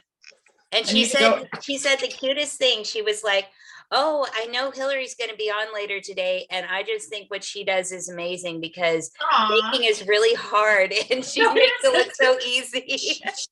Don't tell anyone. Yes, Paola. Oh, she said, love you, Hilary. I love you too. That sounds like a good idea. Yeah, I really totally love agree. this. I use this chai spice a lot. You know, you can add it to your coffee. You know, I mean, it's like you'll end up using it a lot more than you would think you would. And I think it makes such a nice gift. I think that's a fabulous idea as a hostess present, or even just like, you know, if somebody, like, I could see that being a great housewarming present. Oh, right? I think Like, so too. yeah, little chai spice. And I have to tell you, our fellow SFES board member, Deidre, who's not watching live right now, but I know she'll watch the recording, Snickerdoodle is her favorite cookie of all time. So she's going to watch this, and she's going to definitely want to play with this recipe for sure. I know, it's so easy. I shouldn't be giving away all the secrets. Yeah, they are pretty tasty. Oh, and that I love the idea of adding the chai spice. That's just so much fun. Yeah, it's like putting a it's been great chilly. spin on a classic. Yeah, and it's been chilly lately, and so it's like when you make your coffee in the morning, you can just sprinkle a little in there, and it's just, you know, it makes the house smell like the holidays. Oh yeah, So, definitely. So yummy. Oh, I just love it. I love it so much. And I wish you were here. I would give you a cookie. I know. Well, I'm just going to invite myself over next week and be like, do it. Do it. Have you ever made chai spice? I never have. And now I feel like empowered to do it because I drink a chai latte every single morning of my life. Well, were you surprised that the black pepper? I was surprised that the black pepper. Yeah. That was the one that really surprised me the most. I was like, that makes sense now that I think about it. Yeah, because it's like a little spice, but you don't taste. It's not like when you taste it, you're like, oh, black pepper. It's just there's a little spice to it. Oh, I know there's mason jars that are like this big. You know, I don't know what the capacity is, but you can find them, and I just think it would be so cute. So I'm sure that everyone out there is going to be making this chai spice, and maybe gifting it to me because I think it's such a great gift. And I love any kind of. I think homemade gifts are the best gifts by far. I do too. I think it's so nice. So I just want to give a little shout out to the Golden Girls Live, which we went to. Bob, Christy, Deidre, a bunch of us went to last night, and we got these fine sweatshirts, and here is the back. Yep, all the girls in cartoon form. It was so fun. They're actually at the Victoria Theater in San Francisco through, I believe, December like 23rd. You can go to Golden Girls Live for tickets, and I highly recommend it. It's so fun. We go every year, and it kind of like kicks off the holiday season. We're singing everyone's singing Christmas carols, and it's just so much fun. So I highly recommend it. It's my absolute favorite San Francisco holiday tradition, and It's so fun. I've lived here 10 years and I've never missed a single one. Even during the pandemic, they were doing the video ones, and I even did those. Yeah. I just love them all. Oh yeah, so much. did I. So did I. I They're so wonderful. They And are. It is. Miss Matthew Martin, who plays Blanche Devereaux, is an old friend of yours. Yes. Yes, he is. We met, I went to Convent of the Sacred Heart. It was all girls school, and Matthew went to St. Ignatius, which is when we were in school, it was an all boys school, and they would put on these big productions, drama productions, musicals, and that's how we met. We actually were in 2 productions together, and we were in Music Man and My Fair Lady, and he was just like he is now. He just draws people to him, and we became fast friends. And I remember when he did his first one-woman show, and I went to see it at Fort Mason so many years ago. And I try to make every show.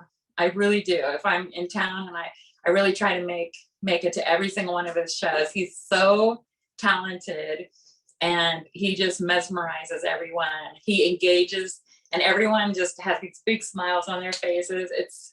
I just love it. So yeah. He is so talented. And we went to my senior prom together, and we we had so much fun. We danced around and did dips and almost flips, but yeah, it was he's just wonderful. I love him. I love him too. And I love all of the girls. Like that collection of drag queens is literally all of my favorite drag queens. And they're the characters they're just so perfect for each of the characters. They are so perfect. I mean, heck, Lena is Dorothy. Come on. I know, she has the best. You can't ask for a better fit than that. You can't ask, like Matthew Martin as Blanche Devereaux is perfect. Perfect. Darcy Drollinger as Betty White, absolutely perfect. I know. And a whole lot of times, my God, is that's Sophia. She does such a good job. So good. I know. I just love all 4 of them so much, and I love. I even love the supporting cast, and the supporting cast has been with them for years. Like Annie is amazing. They're just and Tom on the piano. Tom is so cool. Yeah, it was a great time. I'm so happy that we went. And for those of you who are not members of SFH Society, I encourage you to become a member, and we're really going to try to do a lot more membership social events such as this. That would have been great to have more people come, and so much fun. And there's lots of things coming up in the year, so definitely become a member. It's so affordable, and have a chance to get out, meet people, and enjoy some of the beautiful vegan offerings that we have in this city. So I can't encourage you enough. There is a question about caroling, and the caroling we were talking about actually happens at the Golden Girls live shows. Like the entire audience sings along between the vignettes that happen on stage. Like when they're doing costume. Yeah, when they're doing costume changes and set changes, Tom, he's off to the side of the stage, and he plays the piano, and everyone in the audience sings and rocks back and forth and takes a little drink, and they really have it down. It's like so perfect. It's so perfect. It's such a wonderful holiday tradition. And speaking of drag shows, we will be going to a drag show. A drag brunch. A drag brunch on the 11th. That will be we're bringing back our vegan eats and drinks series. This will be the first one we've done in a while, and it's going to be at the brand new vegan drag brunch at Vita Cantina on the 11th. We're going to the 2:30 show, right? You're right. So if you go onto Eventbrite, you can get tickets there's 2 shows. One is at, I think, 12:30, and then one's at 2:30. I think it's $5. And then we're going to have an SFES table. So once you purchase your $5 ticket, you can always message us, and we'll just keep adding to our table.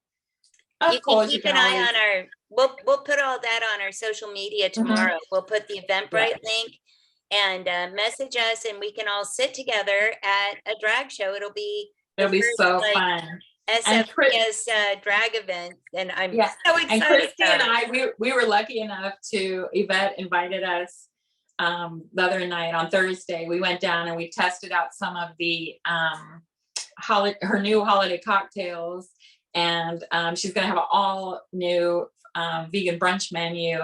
Oh my goodness, it was so good. Highly recommend. It was really so good. And all of her holiday themed cocktails were Keep awesome. it going. I have to go get my cookies out. Already, look at that. That's awesome. Yeah, it goes quickly. Yeah, it's going to be a really fun event on the 11th. So if you like drag shows, if you like drag brunches, we'll be at the 2:30 show on the 11th. Look at how beautiful. See? I mean, they're really, it's a cute size, but like I said, you could do bigger sizes. Just keep your eye on it. Now, the cream of tartar, when you add it to cookie dough, it kind of keeps it from browning. So that's why in Snickerdoodles, it's kind of soft in the center, chewy. So they're not gonna like brown up a lot. So just make sure, I would say if you do any bigger than the small cookie scoop, just add a couple minutes. And then they should be fine. That makes sense. Mm-hmm. That does make sense. You don't. Trust me, I've tested so many. Voice of experience.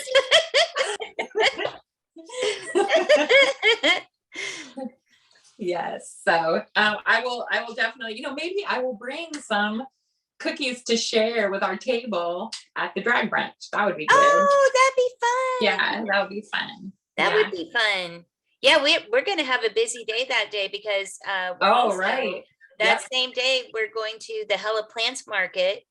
For anybody who's interested, if you have not been to a Hella Plants event yet, they're really cool. It's primarily focused on like matching people with houseplants, but it's also a vegan created event. So all of the food at these events is vegan. There's a lot of vegan entrepreneurs at these events. So it's not just plants, it's also people doing arts and crafts and things like that. It's a really awesome event, and it's going to be at our venue that we usually use for World Veg Fest.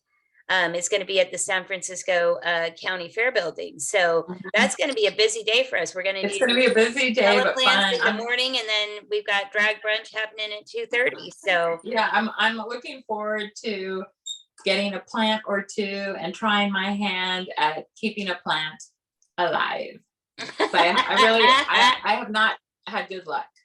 Oh, tell Freddie Mercury he's getting some. Oh, did you see him? Fan love in the chat. Yeah, he heard Christy's voice. He loves Christy, so he came up to say hello. Oh, I love you, Freddie. Freddie is such a good kitty. He is. I love you, Freddie. Say hi to Christy.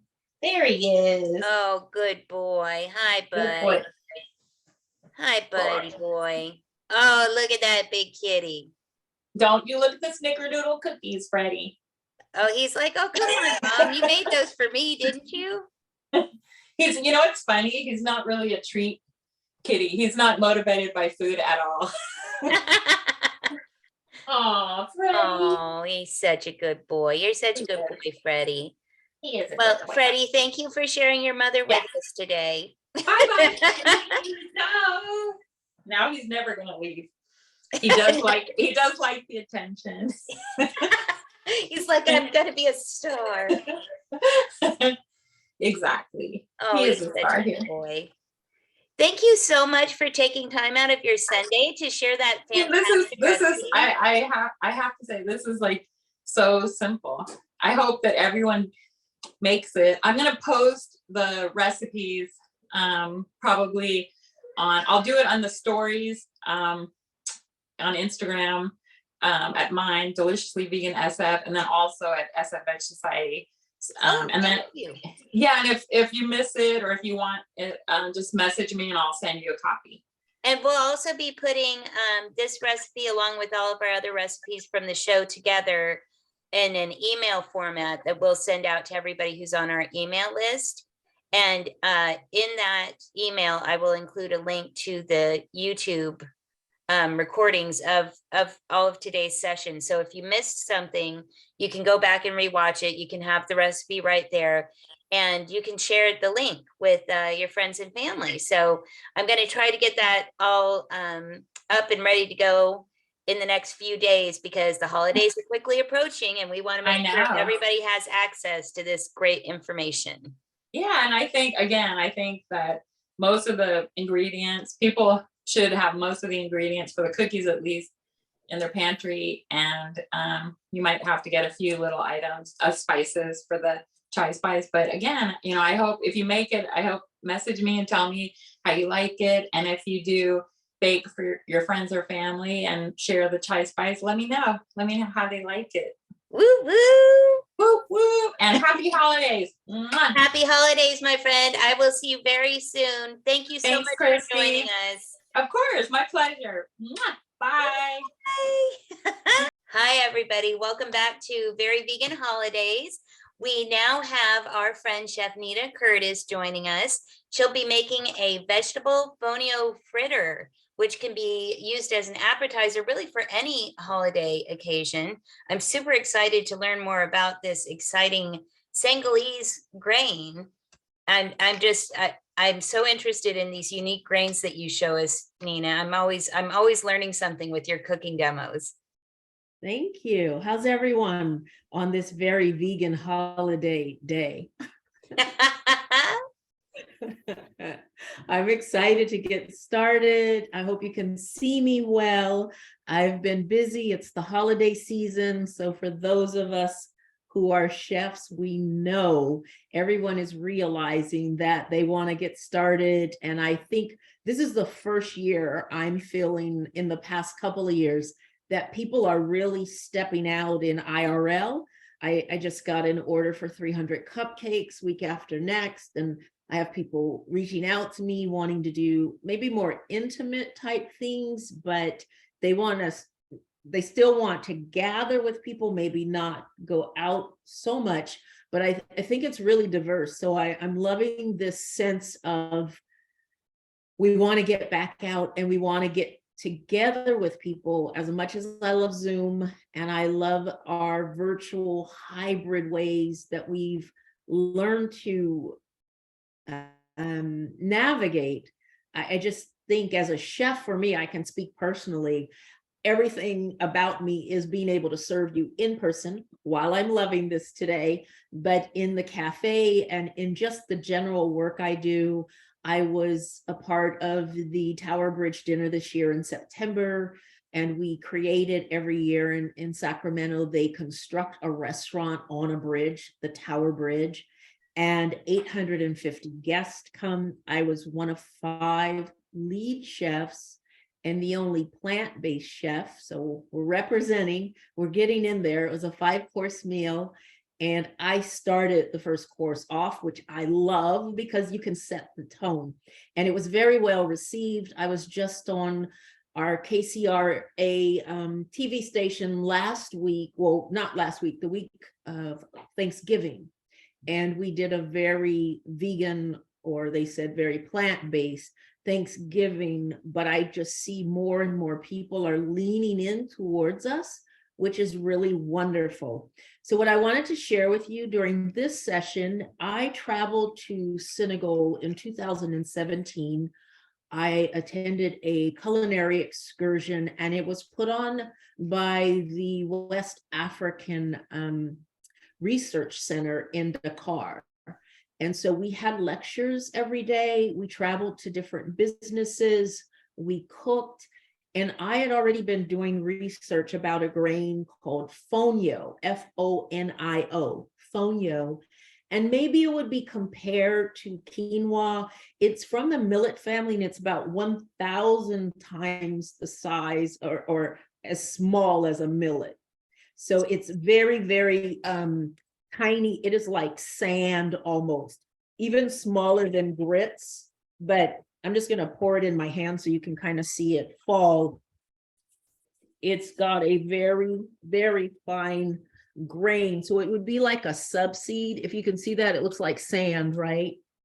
But it's 5,000 years old. It's very drought resistant. It is containing 8 of our essential amino acids. It has a good source of fiber, of course, so it would become, some people are saying it's a subgrain or a seed, and that's why I somewhat but carefully compare it to quinoa that's from Peru. So this is very much a staple in Senegal, and we cooked with it a lot, as much as we also did couscous and rice, but I really came to like it. I've done breakfast dishes with it. I've done like a porridge with it, like you would maybe use chia and quinoa. And then I've done several dishes with it in the savory realm, which I'm going to do tonight. So the national dish of Senegal is tabodine. And tabodine is traditionally jollof rice with fish. So when I went, before I left the States, I said, listen, I'm a vegan. Can you accommodate me to the degree that I know every dish you probably have has fish because you're right there at the water, but I just abstained from all of that. And they were very gracious and said yes. So when we made tabodine, they, gave me all my ingredients, and it basically just didn't have the fish or any fish animal products in it. And everyone was just so inquisitive about this tabodine minus the fish and, vegan, which is kind of in a lot of countries, like, what are you saying?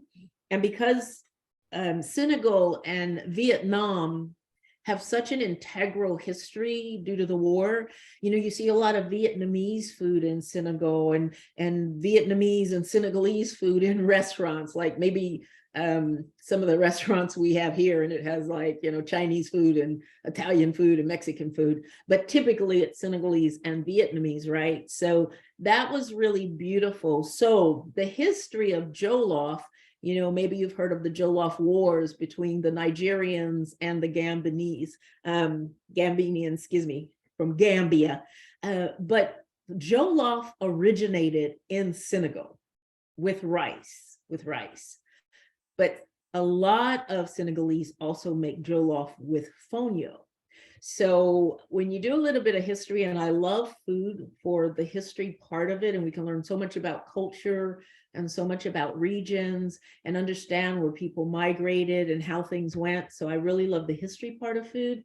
The jollof traditionally can also be made with fonio, and that's how I've made it, because a lot of people are trying to lessen their rice intake for whatever their reason, be it the arsenic or just whatever they feel concerned about, right? Or calorie density.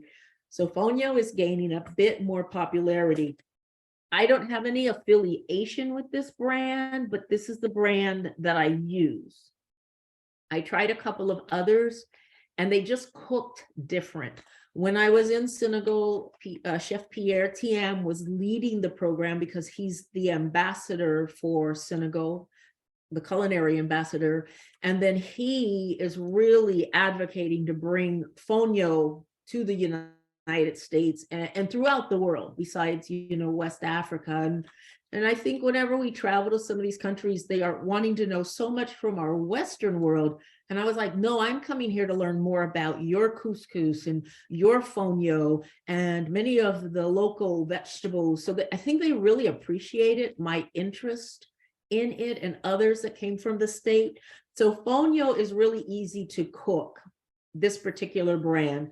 So what I did and how you cook it, so I cook the fonio first, and that's 1/2 cup of fonio. You don't have to rinse it, it's already prepared, to 1 cup of water. You boil the water, you add a pinch of salt, and you can add oil or butter if that's your thing or not. And so I bring the water to a boil. I put the half cup of fonio in, and that's going to give me 2 cups. So if I use 2 cups of water to 1 cup of fonio, I'm going to get 4 cups of fonio. It really expands. So it's also very economical to cook with, because I can batch cook it and put it in a container just straight, and then I can do more things with it. Make it a jollof, make it the fritters I'm doing, make it a sweet dish, and the things I've shared with you. So I always have like 4 or so or more bags of fonio. So that is our base. So once I had the fonio done, what I did, which I did earlier, because one thing about jollof, and I'm sure you'd agree with me, so many foods, they really taste so much better when they've had time to absorb up all the ingredients. Like a good stew or a soup to me is always so much more flavorful, or it blooms the next day. So I wanted to make the jollof a day earlier. So I started and did it last night so that I had it to go. But I want to tell you the process because it's really easy. So what I did, I already have, and with this particular fonio, once the water boils and I stir in the fonio, I bring it down to a simmer, and then I take it off the stove. I take it off the heat and just let it sit for 5 minutes. And then you take a fork and it's very fluffy, and it's done. And it's done. And it's really great as far as absorbing flavors. So once I had my fonio sitting on the side, I am using red palm oil from Ecuador, not from Asia, because Ecuador, there's no issues with the environment or the orangutans. So I, again, work with Nutivia products, and this is the red palm oil that I'm using, because, you know, when you're working with or making an authentic dish, and you don't want to appropriate, and this is how I was taught to make it in Senegal, there's a lot of red palm oil used throughout African countries and in their cooking. So it's very normal. It has a beautiful flavor, a beautiful aroma. And to me, it just adds that much more. If you don't have red palm oil, if you don't choose to cook with it, you can use whatever vegetable oil you like cooking with. If you're abstaining from using any expeller pressed oil, I could also bake these. So I could make everything. You could saute the onions that I sauteed in the red palm oil, and then I use 1 onion, a medium-sized onion. I did a small dice. I could do a larger dice, like a medium dice, if I'm just making jollof. But because I'm making these fritters, I don't want you to bite into a lot of chunks, right? It can be an appetizer, it can be an entree dish, and then you could have, typically I might have fritters with plantain and or mudros, which I might make, you know, throughout the Caribbean and African and Latina cultures. Plantain, which is banana, is really good cooked for sweet and savory dishes. So I always have plantains in my kitchen, and I'll get them at this level, and I will let them go till the skin is black. Because if I'm doing green plantain, that's one thing, so it's going to be more savory. But if I want to get a sweeter, I want to get all the sugar up and lessening the starch, I want the skin black. And then that's when I will pan fry them, put cinnamon on them, and serve them more like a dessert. But I always have plantain in my kitchen because I really like it, and it would go really good with the fritters. So it could be a great dish to offer through the holiday. It would also represent Kwanzaa, because a lot of the dishes for Kwanzaa are that Pan-African Caribbean food recipes. If you look it up, you know, that holiday is becoming more popular. My aunt actually worked with Dr. Karinga, who started it. So early on in my coming up years, I was very familiar with Kwanzaa. So this would be a great dish or appetizer or entree to offer if you're doing something for Kwanzaa, or you have friends that celebrate and, you know, recognize Kwanzaa. It would fit in for if you're celebrating Christmas, And I think it would also fit in for Hanukkah, but definitely for Kwanzaa, because so many people are looking. I find when I look up who's looking for what online, there is an increase with people looking for recipes that would be leaning into something like a Kwanzaa celebration, okay? So let me keep my mind straight. So I've sauteed my onion, a medium, small dice onion. I then did the same cut dice of my red bell pepper. You could use red bell pepper, you could use yellow bell pepper, you could use orange bell pepper. I tend to stay away from using green bell pepper just because they're not ripe. I understand plantain, green plantain, but they just, the flavor profile for me with, I've never, as a kid, didn't like green bell pepper, and they're just not ripe, because left to ripen, they are gonna turn red, yellow, orange, or even maybe purple, depending on their varietal. So I've sauteed in this red palm oil. You could saute in your vegetable broth or stock very easily. I just want the vegetables to get translucent. You could add some garlic, fresh garlic minced. I just used a little bit of garlic powder today. Once I got that all tenderized and translucent, I then added tomato paste. So to that one bell pepper and that one onion, got that really nicely sauteed, I added 2 tablespoons of tomato paste and 1 cup of water. And then I just brought that up to a boil, just a rolling, and then I turned it down as soon as I brought it to a boil, and I just let it reduce, because I want all those juices to just start absorbing into the vegetables. I could have diced carrots. If I'm making jollof, I might be putting some cabbage in there. I may be adding sweet potatoes. I can do carrots. There's a lot of different variations that you can add to your jollof, and you'll find that whether you go to Nigeria or Gambia or Senegal, you know, the different ways that people make it. But because, again, I wanted to make these fritters, I didn't want too much in it. So this batch has the onions, the bell pepper. I have fresh parsley and dried parsley, because that gives me different layers of flavor. So once I got all that done, I took my fonio, and I took, of the 4 cups I made, because I made 4 cups, a batch of 4 cups, because now I have 2 cups left to use for something else. I then, once I reduced the onions and the bell pepper and the tomato paste with the water, and I seasoned it with salt and pepper and smoked paprika and a little bit of the garlic powder, I then folded in the fonio. And I just made sure that was all combined, and I just turned it down to my lowest temperature, and I let just the fonio absorb into all that juice. I did put 2 bay leaves. Bay leaves are a must in most African dishes.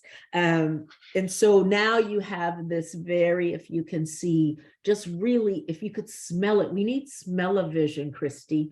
That looks amazing. This beautiful dish that, you know, you might serve rice, or you might serve quinoa, or you might serve fonio, but it's just so flavorful and aromatic. So this is what now is in here, and I'll tell you what I did. So you're with me at this point. I'm going to put this back on the stove, because once it's cooled down, I'm going to put it in a container, and I'll have it batch cooked, and I can have it with my mushrooms one night. I can have it with my tempeh one night, all the things that I do. And of course, I could put my collard greens, my kale. I could have it, I could let it cold. I could put it on like you would a quinoa on a salad even. So it's just really versatile, and you can then repurpose food. I'm always, because I'm single, I'm always looking to, how can I repurpose food? Because I make all this food and I don't want to lose it.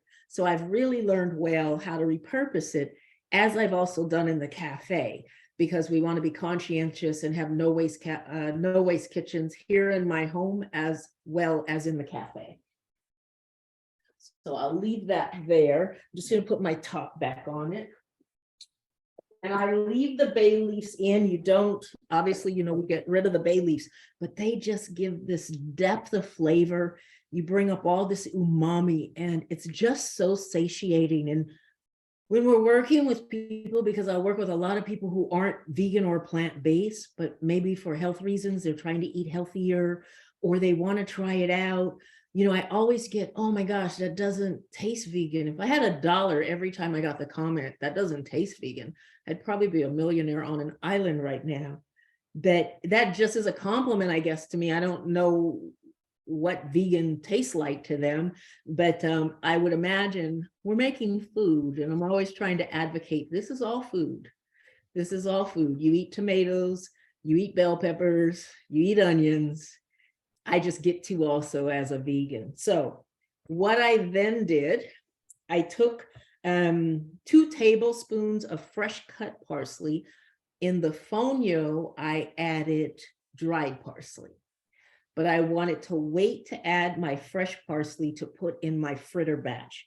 So I took 2 tablespoons of just minced, I didn't mince it, it was just a rough chop, but you know, cut down, but not minced too much. I want you to taste it and see it. So I put that. I then put, I took 2 cups of my batch of fonio jollof, and then I used 6 tablespoons of all-purpose flour. You could use an oat flour. You could probably get away with an almond flour if you're staying away from gluten. And then I use whatever egg replacement you use. I grabbed just eggs because I was wanting to experiment with how it will do. A lot of times I'll do a flax egg. So that's 3 tablespoons of water to 1 tablespoon of ground flax. And I get whole flax seeds. Then I use a coffee grinder. It's not even used for coffee grinding. I just purchased the coffee grinder as I use it for grinding my spices or my flax or whatever I want to grind down before I make an egg with it. So you would do that, and you just need 1 egg, whatever that is. So a flax egg would be the 3 tablespoons of water to that 1 tablespoon of ground flax. Mix that together, put it aside for 10 minutes, and then you could fold it into this batter. This batter is not going to go anywhere. It is not like, it's moist. So I'm going to drop my fritters into the skillet. I'm going to try to, I don't want it like a cookie dough. Some people will put too much flour. Uh-oh, Nina, we're losing you. Nina? Am I here? Oh, yay. Excellent. And we're back. Fabulous. Well, we're back. I better get cooking. How's everyone doing? Christy, are there any questions? Yeah, we have a quick question for you. Where do you get your fonio? Do you order that online? You can order it online, and I'm going to put this very close up if you want to screenshot it. That's the company, Yolele, and it means like let the good times roll, kind of loosely translated. But I also get this at Whole Foods. Oh, nice. Yeah, so they are in Whole Foods, and you know, Whole Foods is good because it's national, so they usually have the same things, or you can go in and request it, right? So I haven't ordered in a long time. In the beginning, I would order it from the website. So you can go to the website, and they actually have some new products that kind of have, you know, like, oh, you just cook it and it's already seasoned. But I just get, for me, the plain fonio and really like that. And let's not burn it up, Nina. So yeah, I get it at Whole Foods. So you should be good there to go. Thank you. Let's check. Okay, I've got, you know, the heat coming up, but red palm oil is a high heat oil, so it'll get up to 450. So it might just be my induction and my skillet because it's only at 231. And when I'm pan frying, because I don't like to deep fry, and if you don't want to pan fry, you could saute these, so you could use much less oil, and I'm not using that much. And you could also put them in the oven, and I would dollop them and then just press them a little bit and just bake them at like 350, 375, depending on your oven temperature. And then just check them because you want to get that crispness, and then make crisps crust, and then turn them over. Okay, I'm gonna get cooking.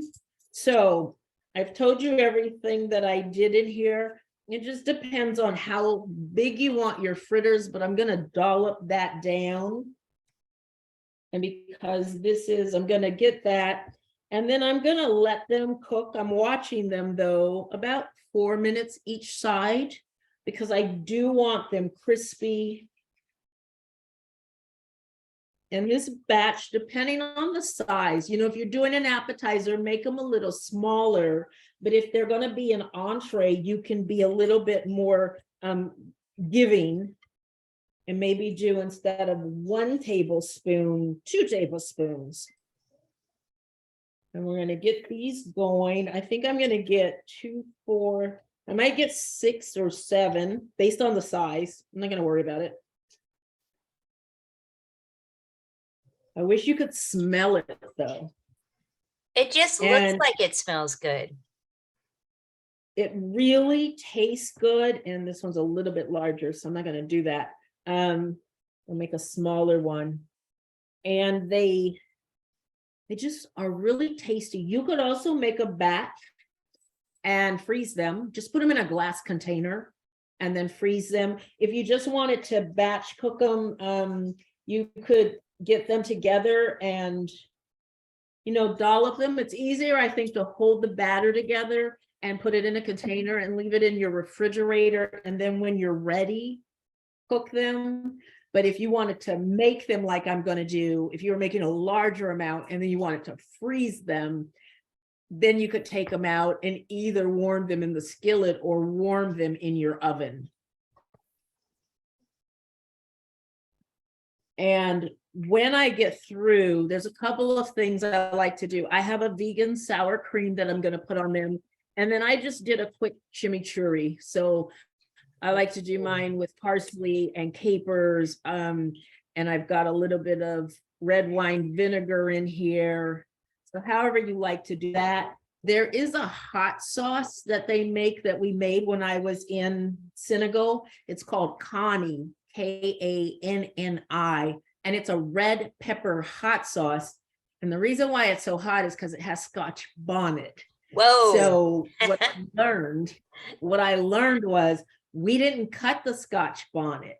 Like when I've gone and cooked in Jamaica, we cut those Scotch bonnets and you either take the seeds out or you leave them in and it's super hot, right?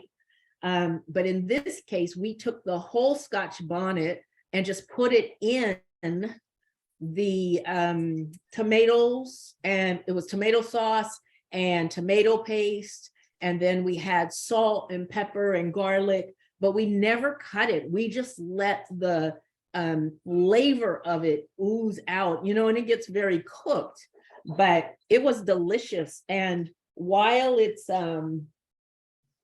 has a kick, it has a manageable kick. Because there's nothing like making something so hot, and I can tolerate heat, but I never like it to pass the, where I can't taste anything else the rest of the night because my tongue is basically burned. And I used to have a friend, and her dad would have a contest, like who could make the hottest food, and you would just be tearing up, and it wasn't enjoyable to me. So I like heat. And our peppers are going to increase circulation and oxygenation in the blood, but we don't have to make it where our guests can't enjoy it. And a lot of people I cook for, maybe due to the health things they're going through, or they just haven't, some people just didn't grow up with a lot of spicy food. So I'm very mindful of that. I know some chefs are like, well, this is how I make it, and this is how you have to enjoy it, but it's not enjoyable. So I'm gonna let these, I like to see them get a golden brown. And I turned a couple of them over, and I'm gonna flip them back over, but I'll start with like 4. This temperature is hotter cooking than it actually is registering, but you know how you come to know your stuff. So I'm going to let these just get a little bit crispier, about 4 minutes on each side, and then I'll put them on a paper towel. and just drain them lightly. And you can either let them, get room temperature and then serve them that way, or you could put them in the refrigerator, bring them out, let them get room temperature and serve them tomorrow if you're making them ahead of time. Or you could serve them as long as they're palatable, just take them out of the skillet and then serve right away. But this Connie hot sauce, or whatever your favorite sauce is, a hot sauce would be good. Because I have the tomato and the tomato paste in here, I like to do a green sauce also. Okay, Nina, now you're talking too much. But it's whatever you like. And then to add the sour cream is just kind of cooling, like you might do a tzatziki sauce would be nice on these. Now we're going to start doing like a fusion of cooking and crossing cultures, but it works. Any questions, Christy? We did have, everybody was kind of helping each other source fonio. Oh, It was kind of a team effort, so that was really nice to see. I Did it- love the did it idea of okay? having different sauces to have a different kind of experience with the fritters. I think that's a good idea. And even when you serve them, it would be nice to do, a couple of sauces. You don't have to get too crazy, but usually in the cafe or, when you go out, you'll have a cocktail sauce. Maybe you have a choice of a green sauce. I like to do this carrot hot sauce where I'll take carrot and juice it. And then I make a carrot hot sauce. And people really love that because carrot has that sweetness. And then you have that heat. But you can really, decide on the temperature, you control that. So there's so many different things that I think go well with this. You could do sour cream and put chives in it. You could put anything really. You could do an onion dip with this would be really nice. Oh, It's a yeah. beautiful pairing for that. Okay, so let's see. I'm going to go ahead and take a couple of these out that are ready because this is actually going to be my dinner. Nice. I always try to go, what do you want to make on a demo? Because what do you want to eat? That way I That's a don't smart waste thing to food. do. No wasting food. And I know some people are like, they make these perfect little, what they call fritters. But I grew up knowing fritters to be kind of like dollop dropped in. So that's how I do them, but you call it what you want. Some might call it a croquette, like a salmon croquette my mother used to make when I was little. So these kind of remind me of that. And if I wanted to do more of a fonio kind of salmon or more like a, let's say a fish flavor, I'd use hearts of palm with this. And then Yeah. I'd use seaweed with it, like kelp or dulse. And people wouldn't know. That's how I do my fish tacos with hearts of palm and seaweed. Oh, that's such a good idea. Okay, my house is smoking up. Okay, let me show you. I'm gonna just take this off. So I want you to see, these are hot, but you can see kind of, is the light okay? Oh, that looks so good. That looks so crispy and delicious.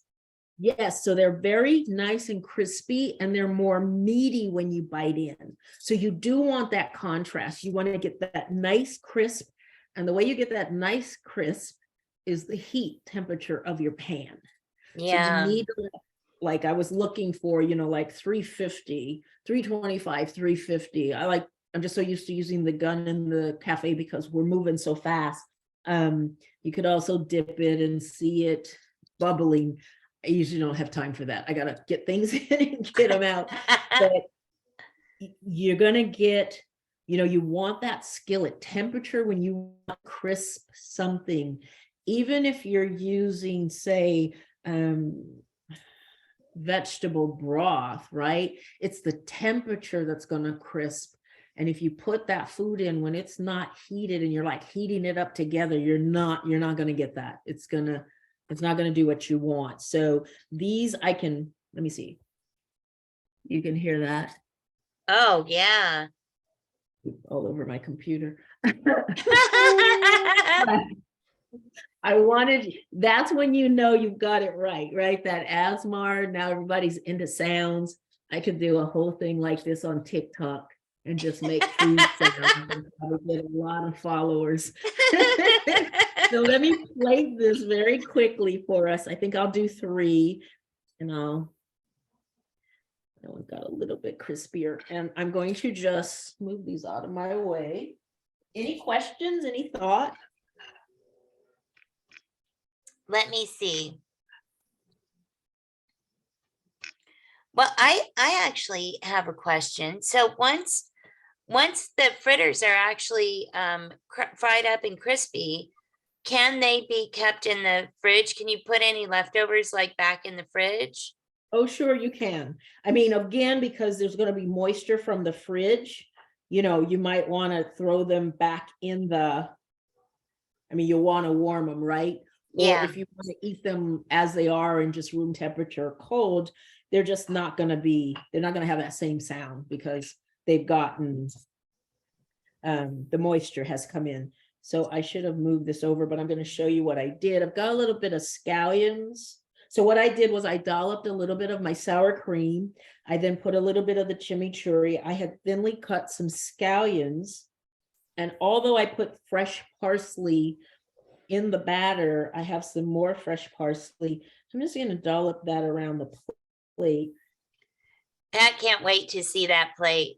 Oh, look at how beautiful that is. So 3 makes a very nice appetizer. If I was going to do an entree, again, depending on the size, because you can do your fritters for an appetizer like this size is good. And then for an entree, you could do them a little bigger and just serve like 2.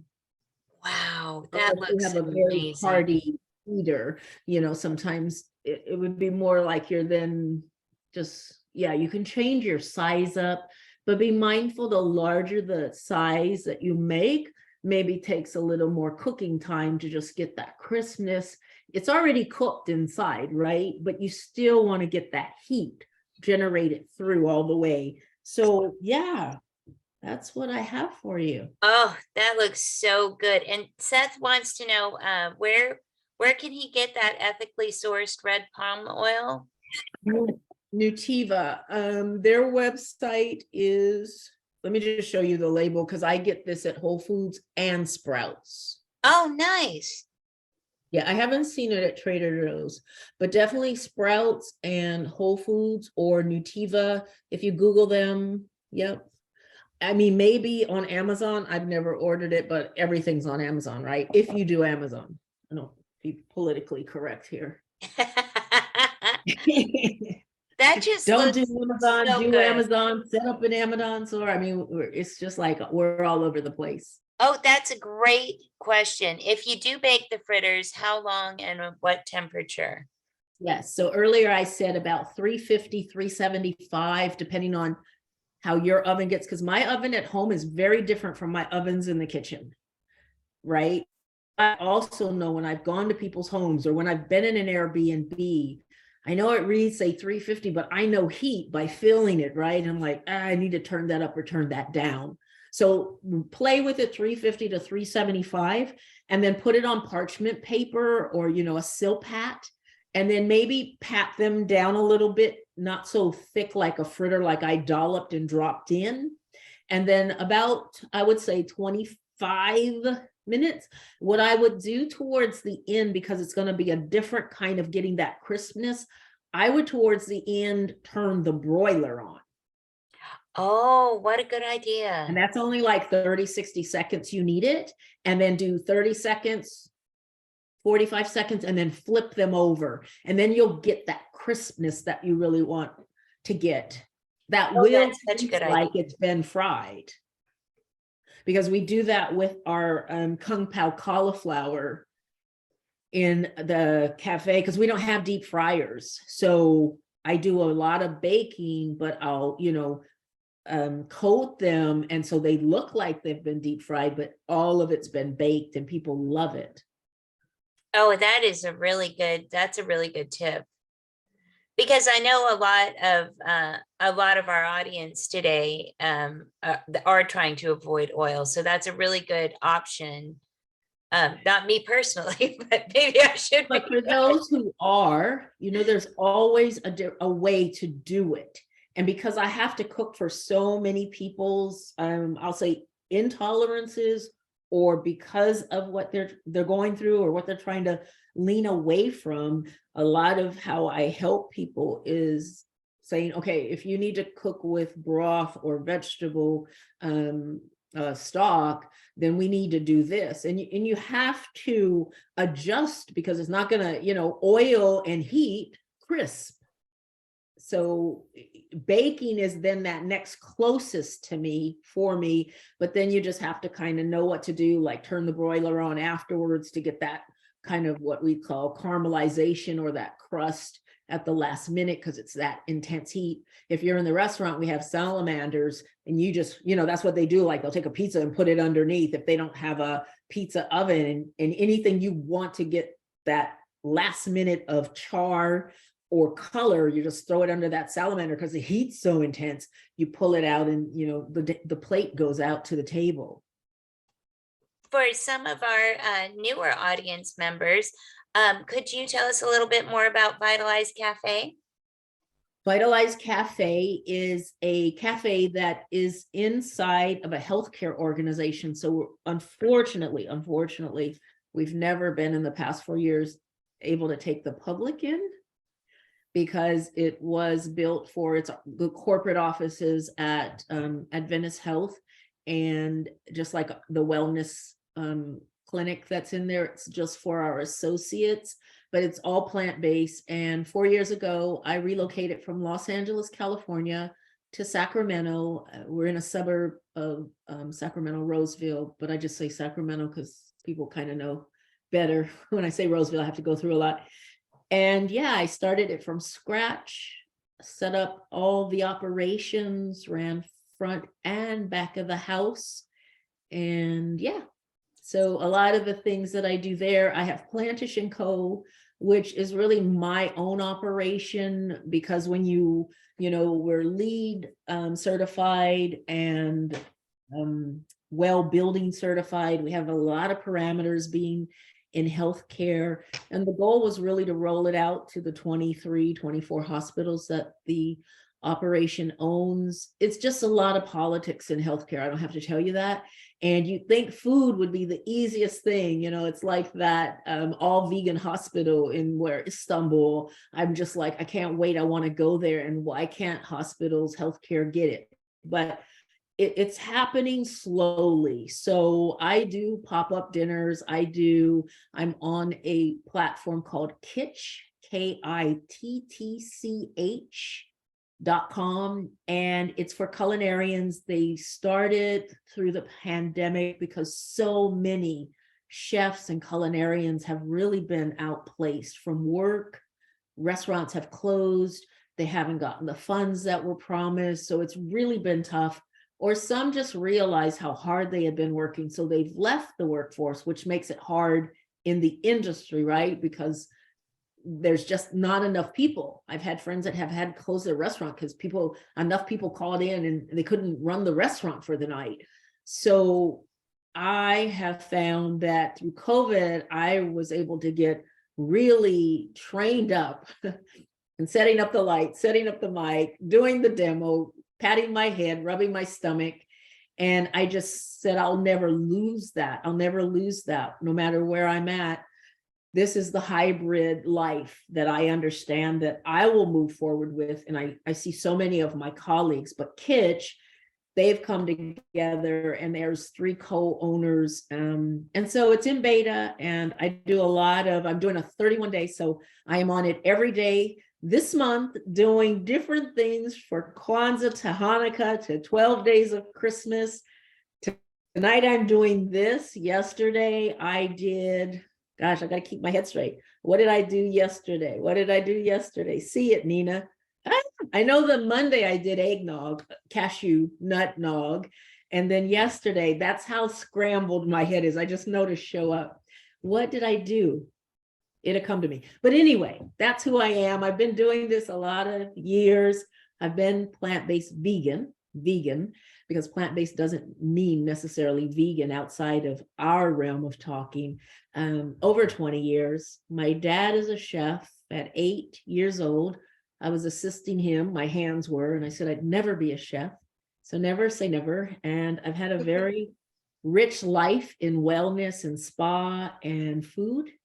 And I've just come to learn that my mission is through food. I'm an advocate on the plate, and I work and strive to feed people food to live for, not to die for. So thank you for having me, and I hope you enjoyed. I wish I could serve everyone. That is the hardest thing for me in this environment, because, you know, I'm only as good as my last plate, as my dad would tell me, and I take that to heart. And just so everybody knows, we will be getting recipes from all of our chefs today. So I will be sending those out via email, along with the link to today's recording as soon as I get it edited and up on our YouTube page. So it'll take a little while. Give me a little bit of patience, everybody, because we're all super busy. But give me a few days. I'll get it up this week for sure. And Nina, I appreciate you so much. I always love working with you. It's always so much fun to see. I learn something new every single time we see a cooking demo from you. It's like not just a cooking demo, it's a food history lesson. It's a wellness lesson. And I just really appreciate you bringing that to the table tonight. Thank you so much. Thank you. I remember what I did yesterday, man. Yesterday was World Pear Day. So I took, Yes, I saw that. Oh my goodness, that looked amazing. So simple, red Anjou pears, Bartlett pear, whatever you like. And I just cut them in half. I took a melon baller and I just took out that bit where this, you know, that pith part is a little bit. And I just melted a little, you don't have to do that again, but I melted a little vegan butter. I like made lines in it so it would seep in. I used cinnamon and clove and a little bit of sumac, which is a berry, so it's a little tart. And then I roasted those at 350 until they were because pears are buttery, you know, and they're called butter fruit. There are over 3,000 varieties of pears in the world. So when someone tells me how limiting a vegan diet is, I'm like, I got pears for you. Have you having pears till they come out of your ears, raw, cooked, grilled, roasted. And then I just took a little bit of vegan whipped cream. I toasted some black walnuts and I added some goji berries. And it was so satiating and so simple. Oh my gosh, that sounds so good. It was so good. You know, it's like, okay, we're going through the holidays. And what my point was, there are more sweets. And if we're getting out, like you go to the, you know, company event and there's chocolate all over and you know, you're just having this sugar rush. So the day before I did a kale salad to try to ground us. So I was like, don't let the sugar tooth take over this month. So I'm also going to be showing easy ways to take fruits and grill them or roast them or not, just so you can have your cake and eat it too, but not go crazy. Oh, and yeah. Gain more weight and then want to get it off in January. And how much protein do you think are in the vegetable fonio fritters? So a half cup of fonio is 6 grams of protein. Wow. Yeah. Wow. That's amazing. That is Yeah, really amazing. And it has, like I said, 8 of the essential amino acids. That is just, that's so cool. This is probably a little more with these 3 fritters, more than a half cup. So maybe a third. Yeah, no, maybe not 3/4, maybe 3/4. So you probably have about 7 grams of protein on the plate right now. And that's bioavailable.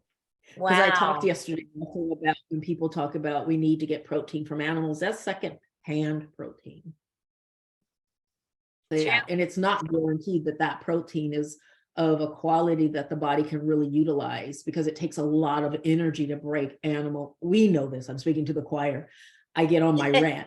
But I did yesterday with the pair. I did, if I had $1 for every comment I heard, it was things like, you don't look vegan, that doesn't taste vegan, you can't sustain on a vegan diet, where do you get your protein? So I just dealt with like 7 things I always get, that I would be a multimillionaire if I got $1 every time I was asked.